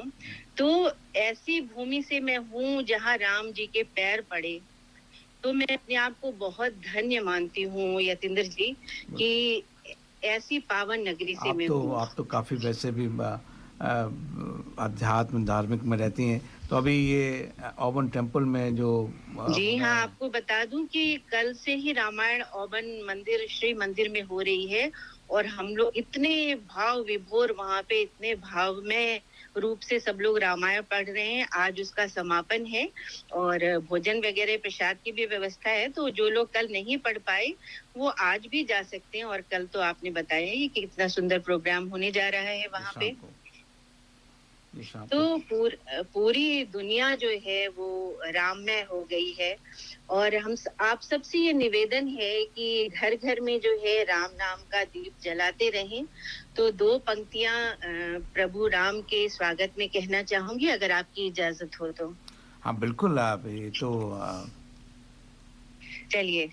सजा दो घर को गुलशन सा, सजा दो घर को गुलशन सा, अवध में राम आए हैं, लगे कुटिया भी दुल्हन सी, लगे कुटिया भी दुल्हन सी, मेरे प्रभु राम आए हैं। आप सभी को नमन और जय श्री राम। अब मैं सुंदर 2 और लाइनें अगर हो जाएं ऋचा जी। हाँ। नहीं, आप इतने अच्छे अच्छे भजन सुना रहे हैं, मैं और श्रोताओं के भी विचार सुनना चाहूंगी।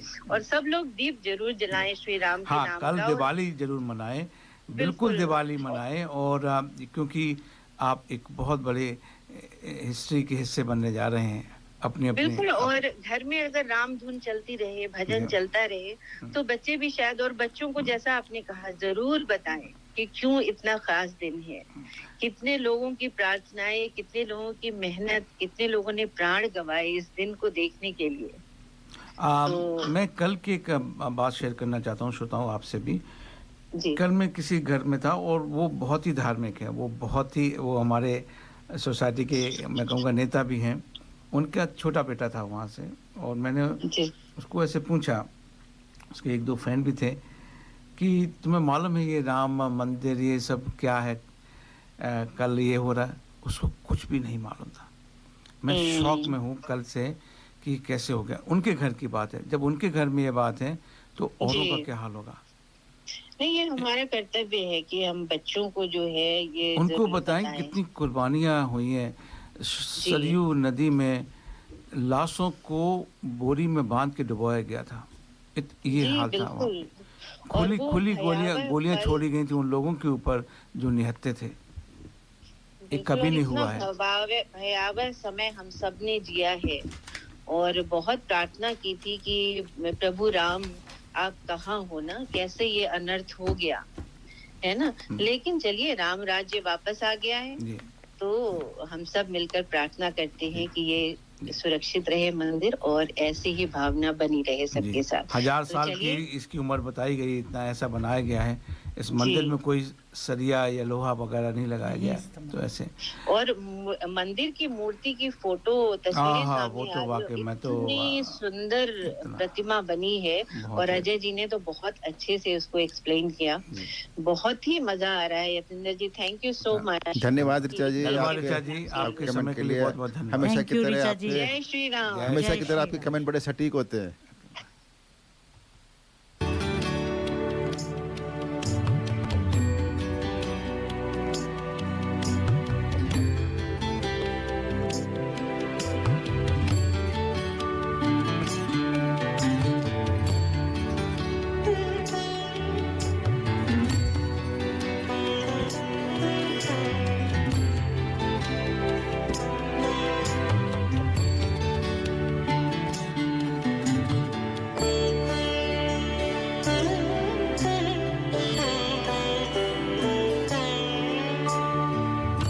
श्री राम जय राम जय जय राम, श्री राम जय राम जय जय राम, श्री राम जय राम जय जय राम, श्री राम जय राम जय जय राम, श्री राम जय राम जय जय राम, श्री राम जय राम जय जय राम, श्री राम जय राम जय जय राम, श्री राम जय राम जय जय राम,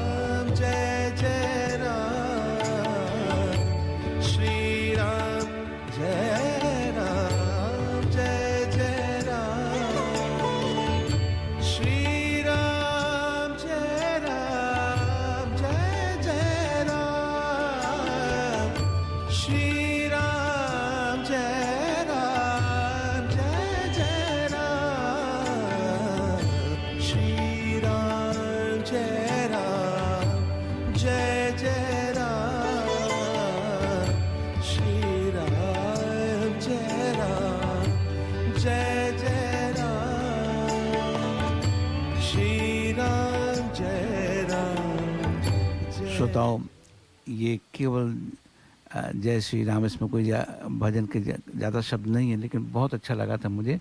ये हरिहरन जी ने गाया था। श्रोताओं, हमारे नंदिनी जो है ना एक वार्ता लेके आई लीगल, वो हम एक छोटे से एडवर्टाइजमेंट के बाद में सुनते हैं।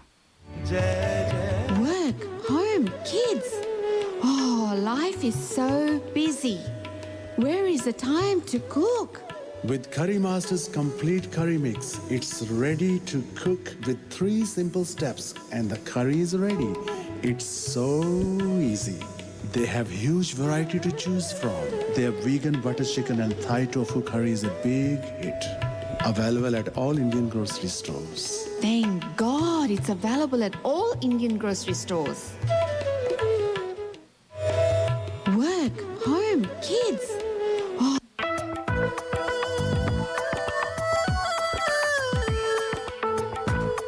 You can listen to community announcements and sponsorships on our website, dapanradio.org.au. आप हमारी सामाजिक सूचनाएं और स्पॉन्सर्स के संदेश हमारे वेबसाइट dapanradio.org.au पर देख सकते हैं। नमस्ते श्वेताओं, मेरा नाम है नंदिनी। तो आज जैसे आप सब लोग सुन रहे हैं, हमारे आज पूरा शो राम मंदिर के बारे में हमने ये टॉपिक चूज़ करा है। तो आज लेकिन मैं थोड़ा सा राम मंदिर की जो हिस्ट्री है कि राम मंदिर हमारा जो इतना सेलिब्रेट हो रहा है, ये इतना मॉन्यूमेंटल क्यों है हमारे इंडियंस के लिए। तो मैं पहले स्टार्ट करूँगी थोड़ी हिस्ट्री बताना राम मंदिर के लिए। तो कोई लोगों का मानना है कि बहुत पहले जो अभी राम मंदिर की साइट है, वो एक मॉस्क बना हुआ था वहाँ पर उस साइट पे। उसको बोलते थे हम बाबरी मस्जिद। तो वो मुस्लिम्स का वो टाइटल था उस लैंड का, और उन्होंने 1528 में उसके ऊपर, उस लैंड के ऊपर वो मॉस्क बनाया था। उस टाइम हमारे जो मुग़ल एम्परर थे बाबर, उनका राज था। लेकिन फिर 1949 में कोई मुस्लिम्स ने एक राम की मूर्ति देखी थी मॉस्क के अंदर जहाँ पर थी। तो बहुत हिंदू और मुस्लिम्स के बीच में झगड़ा शुरू हो गया था वो कि ये लैंड एक्चुअली में है किसका, मुसलमानों का या हिंदूज़ का। और फिर इतनी लड़ाई दंगे के बाद वो गवर्नमेंट ने पूरा लॉकडाउन ही कर दिया उस लैंड के ऊपर। फिर 1959 से वो हीरिंग शुरुआत हुई, कोर्ट में हीरिंग शुरुआत हुई। वो लड़ाई झगड़े चलते रहे दोनों तरफ से, हिंदू और मुसलमान की तरफ से। और 1992 में जब वो हिंदू कर सेवक्स ने डिमोलिश करा था बाबरी मस्जिद को, तो पूरे इंडिया में दंगे हो गए थे और कम से कम 2000 लोगों इस दंगे में मर गए थे। फिर कुछ सालों तक कोर्ट में चर्चाएं चलती रहीं और 2010 में जो ये 3 एकड़, लगभग 3 एकड़ की ज़मीन है अयोध्या में, ये 3 हिस्सों में डिवाइड हो गई थी, हिंदूज़, मुसलमान और निर्मोही अखाड़ा में। और सुप्रीम कोर्ट ने यही फैसला सुनाया था। फिर 2016 में जब सारे केस ख़त्म हो गए थे, फिर से एक सुनवाई स्टार्ट हुई कि एक्चुअली में ये 3 हिस्से नहीं, सिर्फ एक ही हिस्से में होनी चाहिए, किसका है ये लैंड। तो 2016 में शुरुआत हुई, 2017 में चलती रही। फिर 2018 में सुप्रीम कोर्ट ने एक 5 जज कॉन्स्टिट्यूशन सेटअप करा ताकि ये लैंड डिस्प्यूट केस हियर कर सके। तो 2019 में वो जो चीफ जस्टिस रंजन गोगोई हैं, उन्होंने ये फैसला सुना दिया था कि राम जन्मभूमि न्यास को दिया जाए, इन ट्रस्ट को दिया जाए ताकि मंदिर बना सके। ये हिंदू का लैंड है और जो मुस्लिम के लैंड है उनको कॉम्पनसेट करा गया था कि एक और साइट है अयोध्या में, वो वहाँ पर अपना मॉस्क बिल्ड कर सके। फिर 2022 में हमारे जो प्राइम मिनिस्टर है नरेंद्र मोदी जी, उन्होंने एक लोकसभा में अनाउंस करी थी प्रपोज़ल की कि जो हमारा श्री रामन जी भूमि तीर्थ क्षेत्र ट्रस्ट है, वो जो हमारा राम मंदिर है उनकी कंस्ट्रक्शन शुरुआत कर सके। 6 महीने बाद उसकी फिर अयोध्या की जो फाउंडेशन थी वो 40 किलोग्राम सिल्वर ब्रिक की ले होनी शुरू हुई थी। और फिर उसके बाद हमारा अब जानने को निकला है कि अब इनॉग्रेशन सेरेमनी हमारी जनवरी 22 को होएगी, इस आने वाले मंडे को 12:30 पे। तो ये हमारी थोड़ी हिस्ट्री है, बैकग्राउंड है कि राम मंदिर कैसे बनने में आया है। श्रोताओं, ये हमारी नंदिनी का लीगल पर्सपेक्टिव है। इसके बारे में अगर आप लोग भी कुछ कहना चाहते हैं, कुछ आपका भी विचार है, आप कुछ और जानते हैं, तो हमारे साथ शेयर कर सकते हैं। आप हमें फ़ोन करिए 0421-590-791 पर।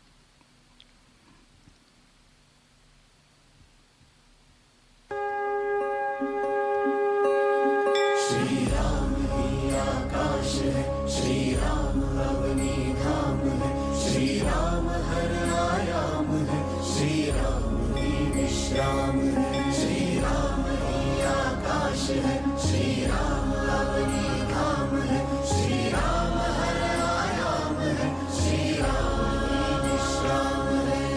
जग समाया नाम में जिस नाम वो श्री राम है। श्री राम ही आकाश है, श्री राम अवनी धाम है। जग समाया नाम में जिस नाम वो श्री राम है। कंठ में भी हृदय में भी बस गए बस राम है। हृदय में श्री राम है, हर कंठ में श्री राम है, हर हृदय में श्री राम है, हर कंठ में श्री राम है।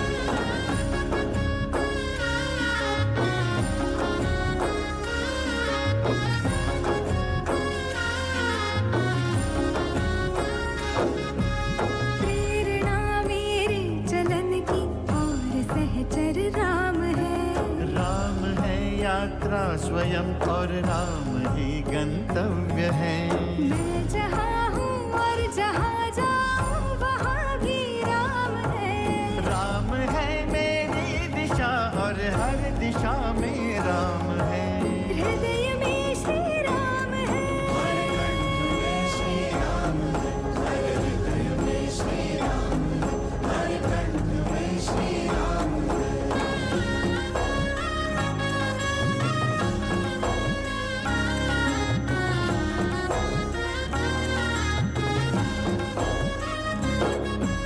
रीत जग की देख ली जब जब जिसे अपना कहा। साथ पल दो पल निभाकर हर कोई जाता रहा। नित्य बहती समय की सरिता बड़ी उत्तम है। पालिया निश्चल जिसे वो एक रघुवीर राम है। हृदय में श्री राम है, हर कंठ में श्री राम है, हर हृदय में श्री राम है, हर कंठ में श्री राम है।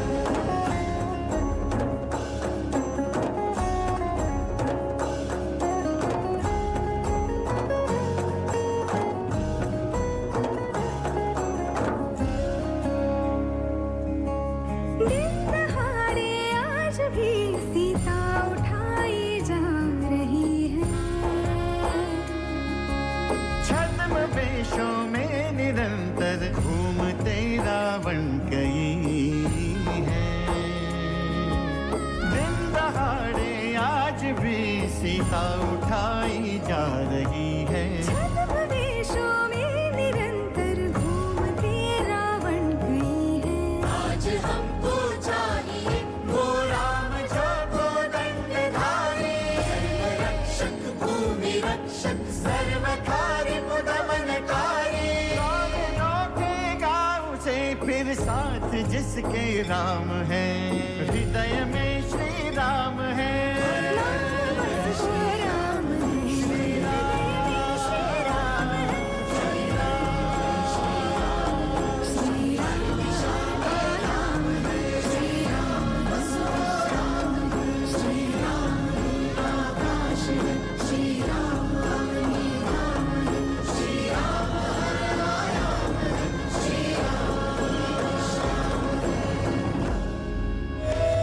Work, home, kids. Oh, life is so busy. Where is the Thousands of time to temples. cook? With Curry Master's complete curry mix, it's ready to cook with 3 simple steps and the curry is ready. It's so easy. They have huge variety to choose from. Their vegan butter chicken and Thai tofu curry is a big hit. Available at all Indian grocery stores. Thank God it's available at all Indian grocery stores. श्रोताओ, जब सदगुरु की बात हो ही रही थी तो सोचा क्यों ना हम वो एक आपको इंटरव्यू सुनाते हैं जो उन्होंने राम मंदिर के ऊपर ही दिया था। पूनम जी, व्हाट डू थिंक? क्योंकि वो सारे आंसर भी मिल जाएंगे उससे, ठीक है?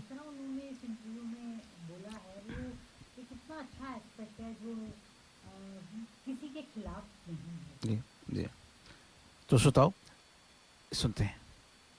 So what about this obsession with Ram and this frenzy over the Ram temple, which of course now is going to be inaugurated? Where do you find this? Isn't it then misplaced? I don't know, I wouldn't use those words, they're very strong words, obsession, frenzy, all this. Because if somebody has to be an inspiration after 7,000–8,000 years, there must be some element there. Not for 1 or 2 people. For millions and millions of people, if someone has to be an inspiration after thousands of years, there must be something. If we don't see that something, then we will say it's an obsession, it is this, that. But do you see? let me come to this. And anyway, coming to that Ram temple, so Ram had a series of problems during his life. Even after thousands of years, he still has real estate issues. His real estate is not settled after thousands of years. So people who love him want to settle that real estate. I think it's settled, Supreme Court has settled it. So they want to build a temple. It is devotion. Why should it be termed as frenzy and obsession? Is it, let me use another word which again you will say is strong, isn't it divisive? Why is it divisive? Because it cuts across 2 communities. Really? It's been a bloody tale. And by bloody I mean a tale of blood, a tale of killings, a tale of riots. What's happened in the last 800 years is the bloodiest tale that's ever happened in any part of the world ever. What happened to the Jews with Adolf Hitler? What happened to Native Americans with North America? What happened in Cambodia? All these things are nothing compared to what happened in India in these 800 years. And if you don't think that is bloody, and there is no any kind of remorse in people who committed those things, then just people want a small piece of real estate back for their asta, and that is divisive. Why is it divisive? I mark that you're using the word real estate and not temple. Is that deliberate? It is real estate, but temple is built by devotees' hearts. The land is just real estate. But it's sacred for them because it is identified as a birthplace and obviously there's no question mark whether there was a temple or not. It is not one temple.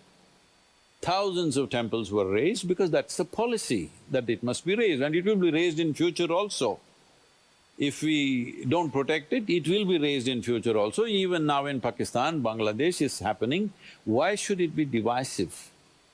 Why can't everybody settle down to whatever nonsense they believe in and do their stuff?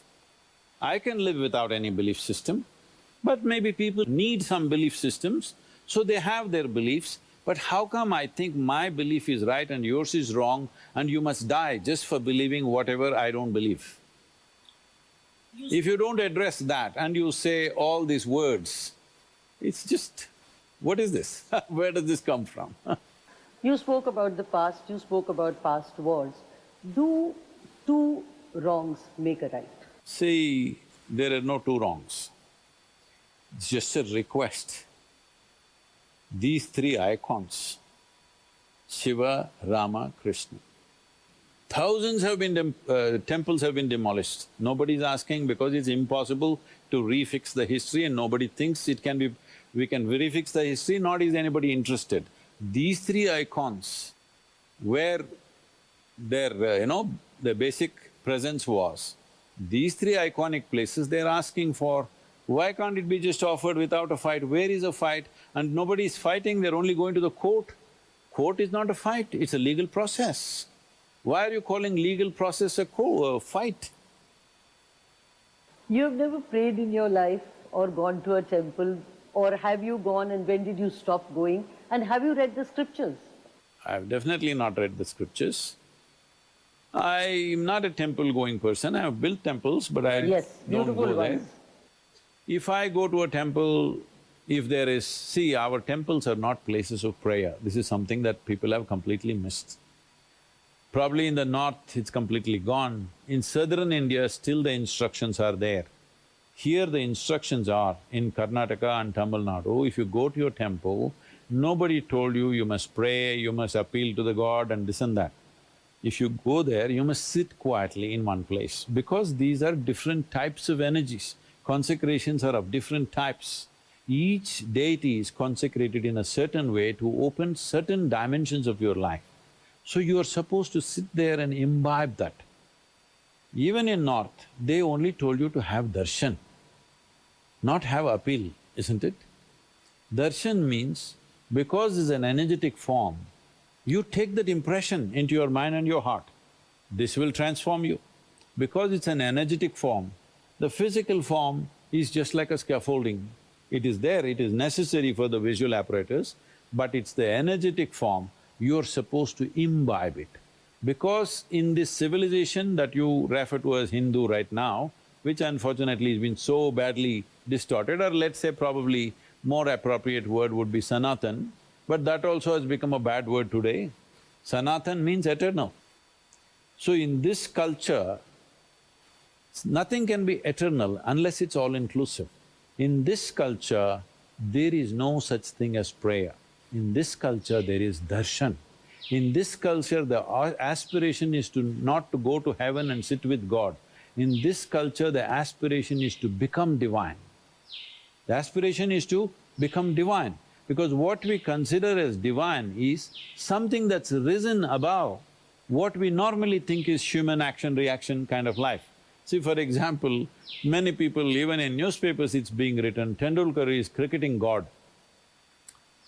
Because in people's mind, at least during his time, it's still so, whatever we thought was humanly possible, he rose beyond that, just hitting a damn ball, that's all. People say Sadhguru is God. Your followers say Sadhguru is God. No, nobody says that. They put me to work every day. So, when they say he is God, they're not saying he lives in heaven or some nonsense. They are saying he's risen above what we think is human ceiling. He's risen above that. This is how we worshipped Rama, Krishna, everybody. They rose beyond their limitations, no matter what life throws at them. Even in a battlefield, they're cool. Even in a battlefield, he's joking. So we bow down to him when everybody's terrified of life and death. Somebody is above that, means we'll bow down to him. Even now, suppose in Indian army there is one major or one colonel or somebody, even in bullets are flying, he's just cool. Everybody will worship him because he's risen in some way. So in this culture, we are not wanting to go to God, we want to become that. But our idea is not the God. We see everything as God. We'll bow down to a tree, we'll bow down to a cow, we'll bow down to a snake, we'll bow down to a rock, man, woman, child, anything. Because no piece of life is happening without the source of creation throbbing in it. If you recognize it, you bow down. If you don't, you don't.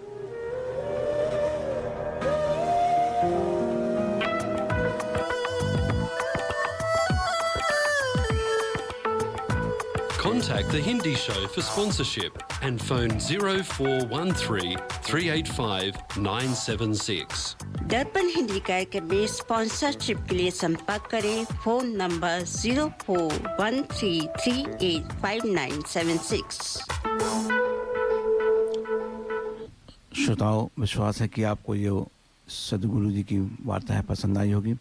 इसमें जो legal aspect था, तो मैं अभी अपनी नंदिनी जी से पूछना चाहता हूँ कि आपका क्या मानना है कि जो रियल एस्टेट के तरीके से उन्होंने बोला और जो आज की डेट पर और भी समस्याएं हैं, चलो राम मंदिर का तो हो गया, अभी कृष्ण भगवान का, अभी काशी का, ये तो what do you think about that Nandini जी?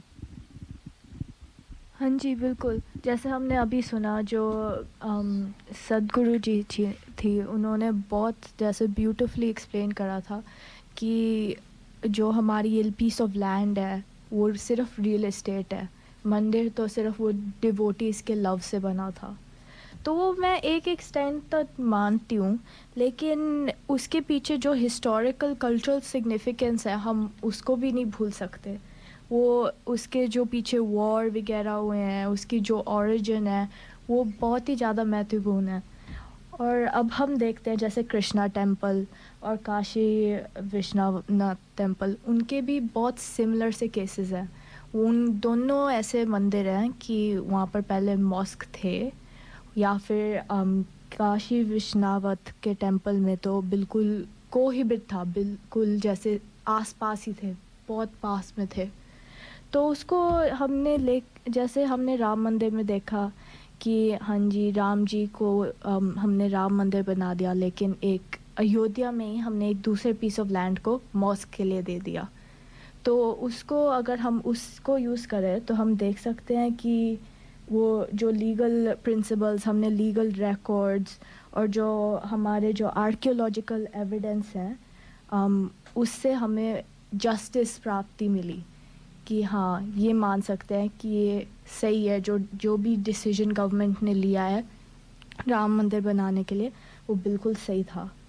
इसमें जो डिसीजन सुप्रीम कोर्ट का था, सुप्रीम कोर्ट ने फिर ये बोला था कि जो गवर्नमेंट है, भारत की जो सरकार है, वो इंश्योर करेगी कि ये मंदिर बने। हाँ जी बिल्कुल जी। और इसमें एक और चीज़ जो हुई है कि जो मंदिर बना है उसमें भारत सरकार ने कोई पैसा नहीं लगाया है, कोई मतलब ज़ीरो पैसा नहीं, ज़ीरो पैसे की मैं बात कर रहा हूँ, एक पैसा भी नहीं लगाया है।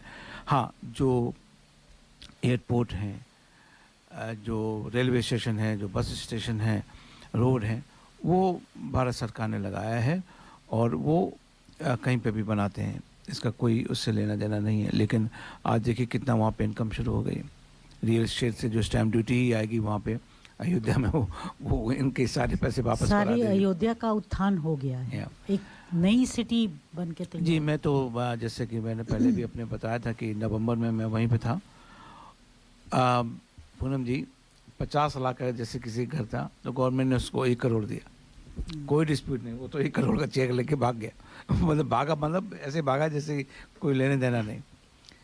पूरा नया शहर बना है, बिल्कुल इतना खूबसूरत बनाया है, आप जाएंगे तो आप कहेंगे अरे ऐसा भी शहर होता है। देखिए ना, टूरिज्म के पॉइंट ऑफ व्यू से भी वहाँ पर कितनी तरक्की हो गई। जी हाँ जी, और दिवाली के टाइम पे तो बिल्कुल सारी जगह फेमस हो गया था। हाँ। लाइट्स, फायरवर्क्स, मंदिर। और जो वहाँ पे टूरिज्म आएगा, आप सोचो कि A380 जो सबसे बड़े एरोप्लेन होते हैं वो वहाँ पर उतरेंगे, सही में। इतना वहाँ पे बिजनेस होगा, इतना वहाँ पे कल्चर प्रोग्राम, हर जो भी अब जाएगा, अब तो दुनिया भर, इंटरनेशनल का मतलब दुनिया भर के लोग सीधे वहाँ जाएंगे, तो उससे वहाँ की रियल एस्टेट का फायदा हुआ, हर एक का फायदा हुआ। बिल्कुल ठीक है। तो ये एक छोटी सी वार्ता थी, आशा है श्रोताओं आपको पसंद आई हो।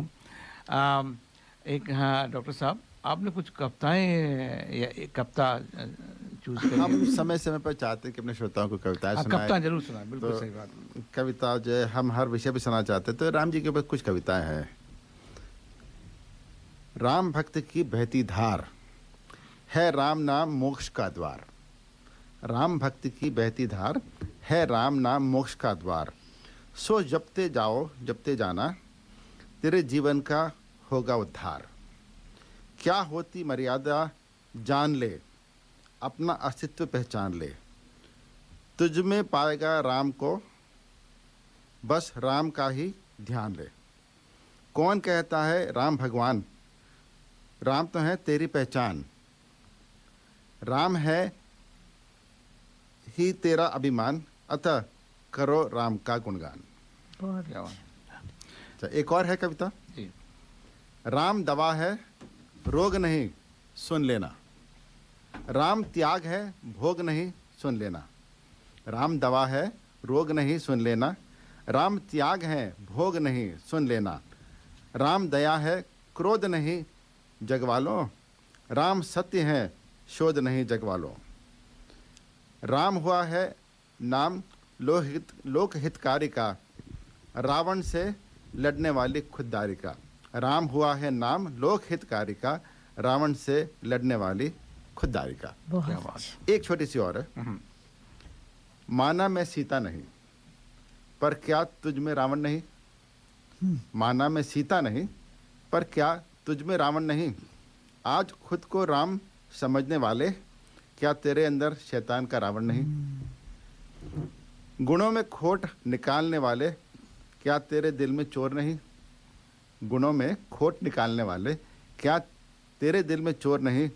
खुद को महान न समझ ए बंदे, क्योंकि राम जैसे किसी का अस्तित्व नहीं। क्या बात। बहुत अच्छे।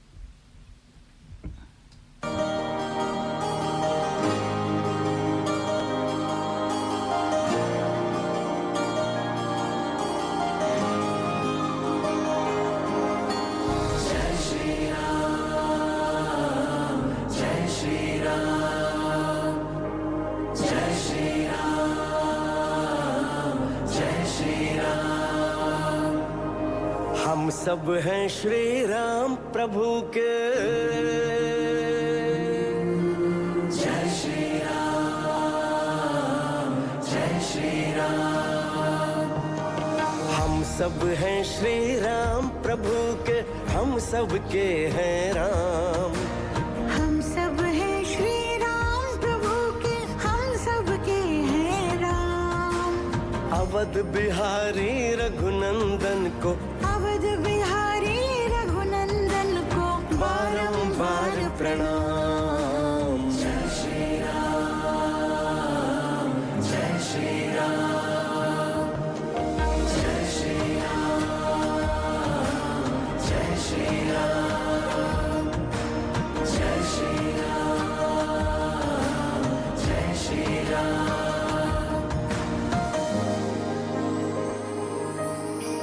ऊंच नीच या छोटे बड़े का कोई भेद न माना, सबसे किया समान प्रेम, सबको एक जैसा जाना। ऊंच नीच या छोटे बड़े का कोई भेद न माना, सबसे किया समान प्रेम, सबको एक जैसा जाना। सबसे सम व्यवहार निभाया, आए सबके काम। अवध बिहारी रघुनंदन को बारंबार प्रणाम। जय श्री राम, जय श्री राम, जय श्री राम, जय श्री राम।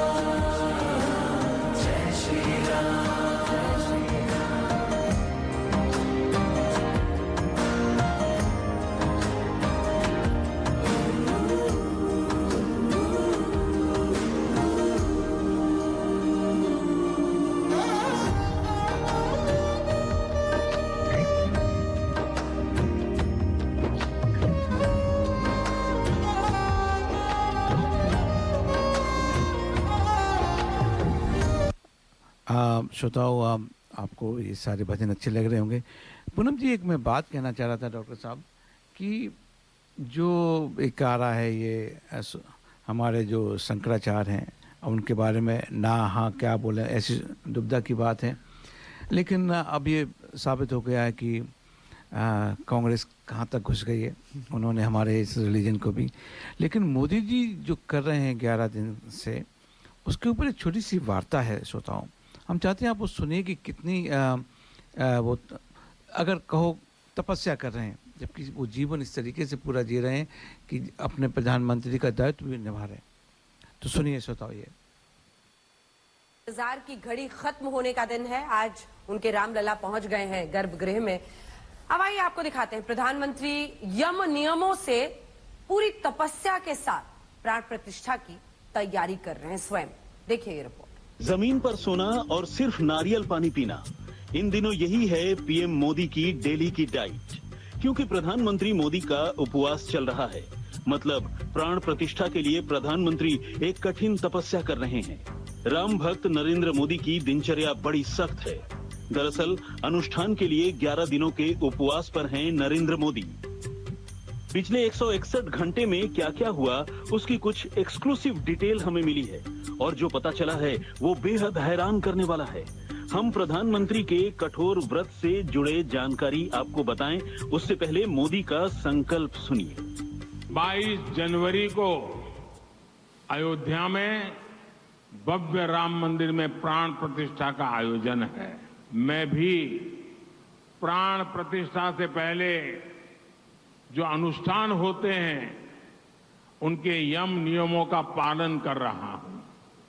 बीते दिनों मुझे अनेक मंदिरों में दर्शन और वहां सफाई करने का सौभाग्य मिला।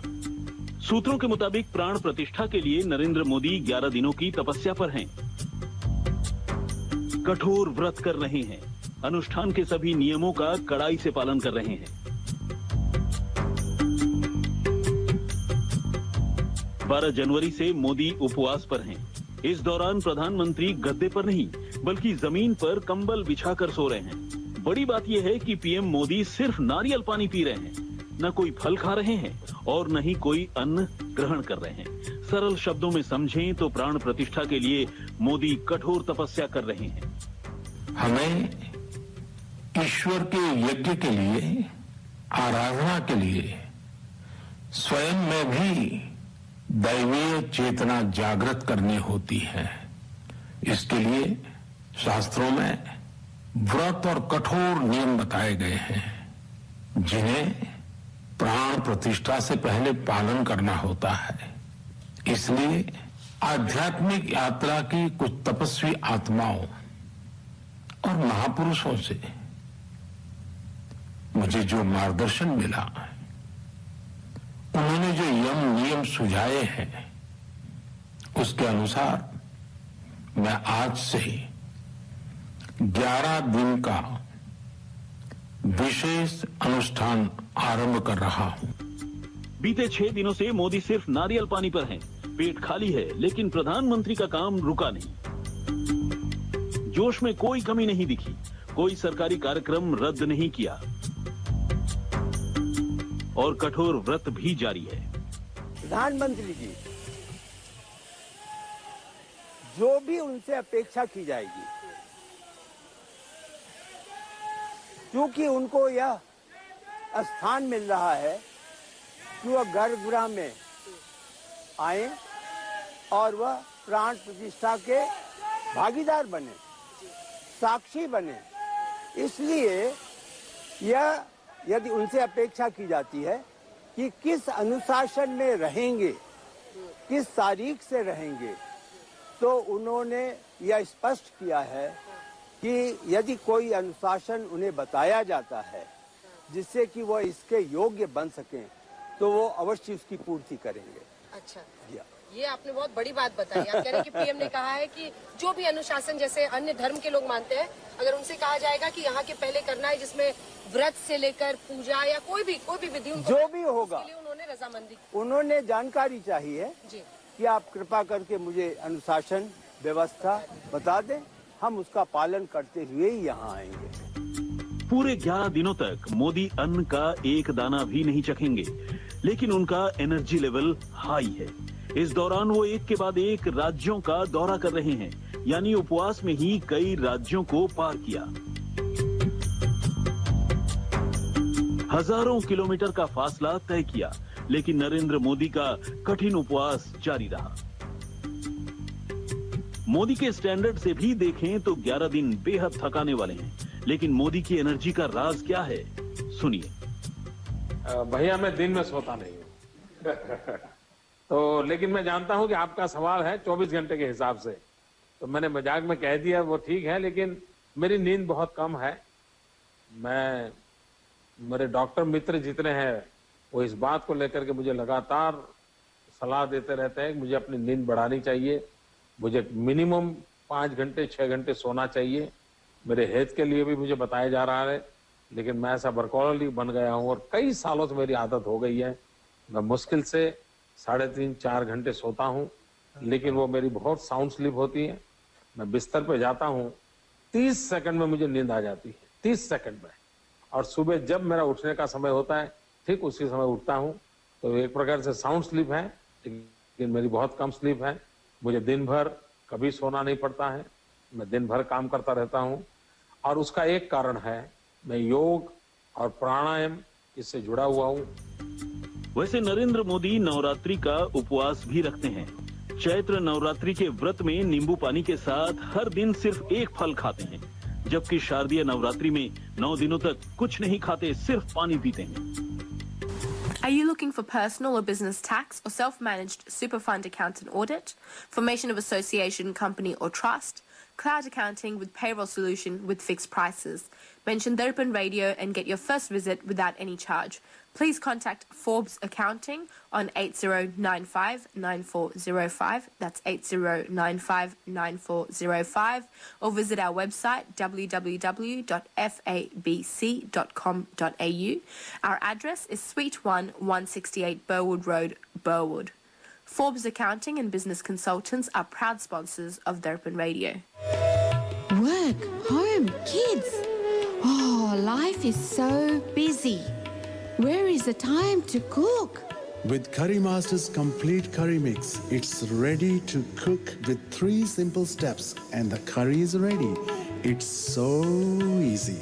They have huge variety to choose from. Their vegan butter chicken and Thai tofu curry is a big hit.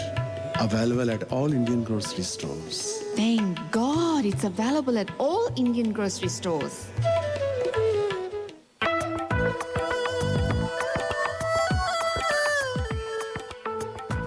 Contact The Hindi Show for sponsorship and phone 0413 385 976.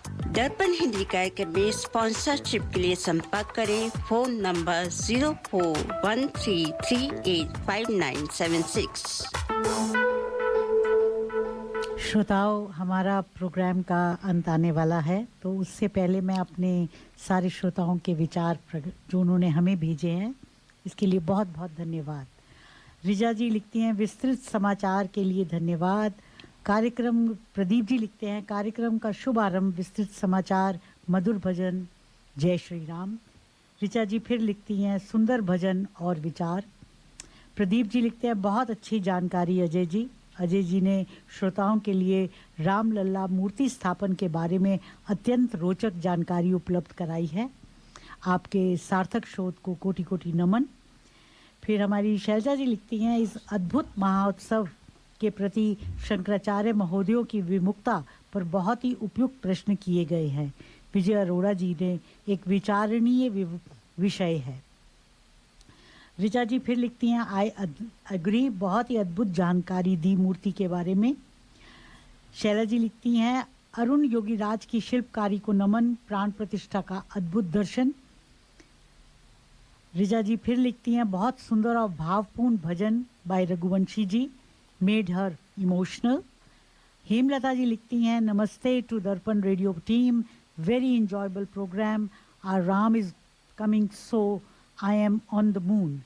After long time, our Ram coming. Today your program is so good. I have no words. How much I am grateful. Thanks. Shailaja ji लिखती हैं, दर्पण का राममय वातावरण भाव विभोर कर रहा है। धन्यवाद प्रस्तुतकर्ता टीम, भारत की आत्मा का सुंदर रूप। फिर लिखा है किसी ने, जय श्री राम, बहुत सुंदर कार्यक्रम, धन्यवाद दर्पण टीम, एक बार फिर भजनों का आनंद लेते हुए जय Shri Ram. Darpan radio has become राममय टुडे। ऋचा जी का कहना है, आप सभी से नम्र निवेदन है कि अपना प्रोफाइल पिक्चर या स्टेटस में श्री राम का चित्र लगाएं और जय श्री राम लिखें। बहुत सुंदर, क्या बात। और शैलजा जी भी कहती हैं, बहुत ही सुंदर प्रोग्राम है। तो इसके लिए धन्यवाद श्रोताओं। तो अजय जी, आप कुछ कहना चाह रहे थे? हाँ, ये जो प्राण प्रतिष्ठा हो रही है उसके संदर्भ में कुछ कार्यक्रम हो रहे हैं, तो सारी सिडनी में राममय हो रही है। तो पहले मैं शुरुआत करता हूँ श्री मंदिर का कार्यक्रम से। श्री मंदिर में कल, मतलब जो बीता हुआ कल है 20 जनवरी से आज सुबह 11 बजे तक सुंदर अखंड रामायण का पाठ हो रहा है, चल रहा है वहाँ पर। उसके बाद में जो भोजन प्रसाद की व्यवस्था है। फिर इसके बाद में 22 तारीख को, जैसे गुप्ता जी ने बताया था, श्री राम यज्ञ है जो 5 बजे से लेकर 8 बजे तक चलेगा। और आप वो है ओबन मंदिर में। और हिंदू काउंसिल ऑफ ऑस्ट्रेलिया है, वो श्री राम यज्ञ के राम मंदिर के जो प्राण प्रतिष्ठा है उसके लिए कार्यक्रम कर रहे हैं। वो है आज संडे 4 बजे से लेकर 9 बजे तक। उसमें राम पादुका पट्टाभिषेक होगा, सुंदरकांड और हनुमान चालीसा और आरती होगी। और ये है इसका एड्रेस, ये हार्वी लो पेविलियन, कासिल हिल शो ग्राउंड, आज 4 बजे से लेकर 9 बजे तक। और एक है आर्य प्रतिनिधि सभा ऑफ ऑस्ट्रेलिया, वो भी कार्यक्रम कर रहे हैं, उनका भी प्रोग्राम है यहाँ पे दिया हुआ है। मंडे को है 22 तारीख को 4 बजे से लेकर 7 बजे तक। और एक और कार्यक्रम है जो कि हो रहा है राम मंदिर के संदर्भ में। नहीं, आखिरी प्रोग्राम ये है, ब्लैक टाउन शो ग्राउंड है, वहाँ पे एक फैमिली इवेंट हो रहा है, तो वहाँ सब लोग जा सकते हैं। ये है 20, मतलब ये सॉरी हो चुका है, ये कल 20 तारीख को था। थैंक यू डॉक्टर साहब। श्रोताओं, हमारे जाने का समय हो गया है। अगले सप्ताह आपसे फिर मुलाकात होगी, लेकिन प्रोग्राम पे बने रहिए। अच्छा सा मराठी प्रोग्राम आने वाला है। धन्यवाद, आज आपने हमें जो समय दिया है उसके लिए भी धन्यवाद। और राम राम, जय सिया राम।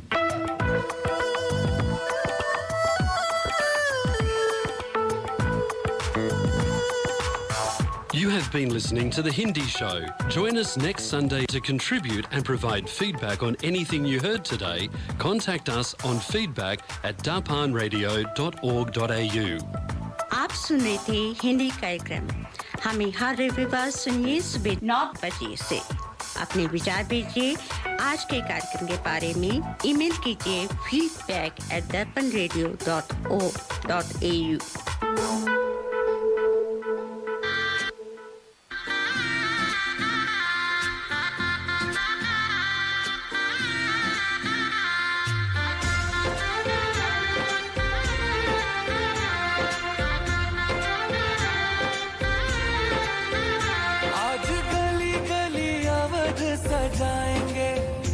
आज पग पग पलक बिछाएंगे, ओ आज गली गली अवध सजाएंगे, आज पग पग पलक बिछाएंगे, आज सूखे हुए पेड़ फल जाएंगे, नैना भीगे भीगे जाए कैसे खुशी छुपाए राम आएंगे, कुछ समझ न पाए कहाँ फूल बिछाए राम आएंगे, नैना भीगे भीगे जाए कैसे खुशी छुपाए राम आएंगे, कुछ समझ न पाए कहाँ फूल बिछाए राम आएंगे।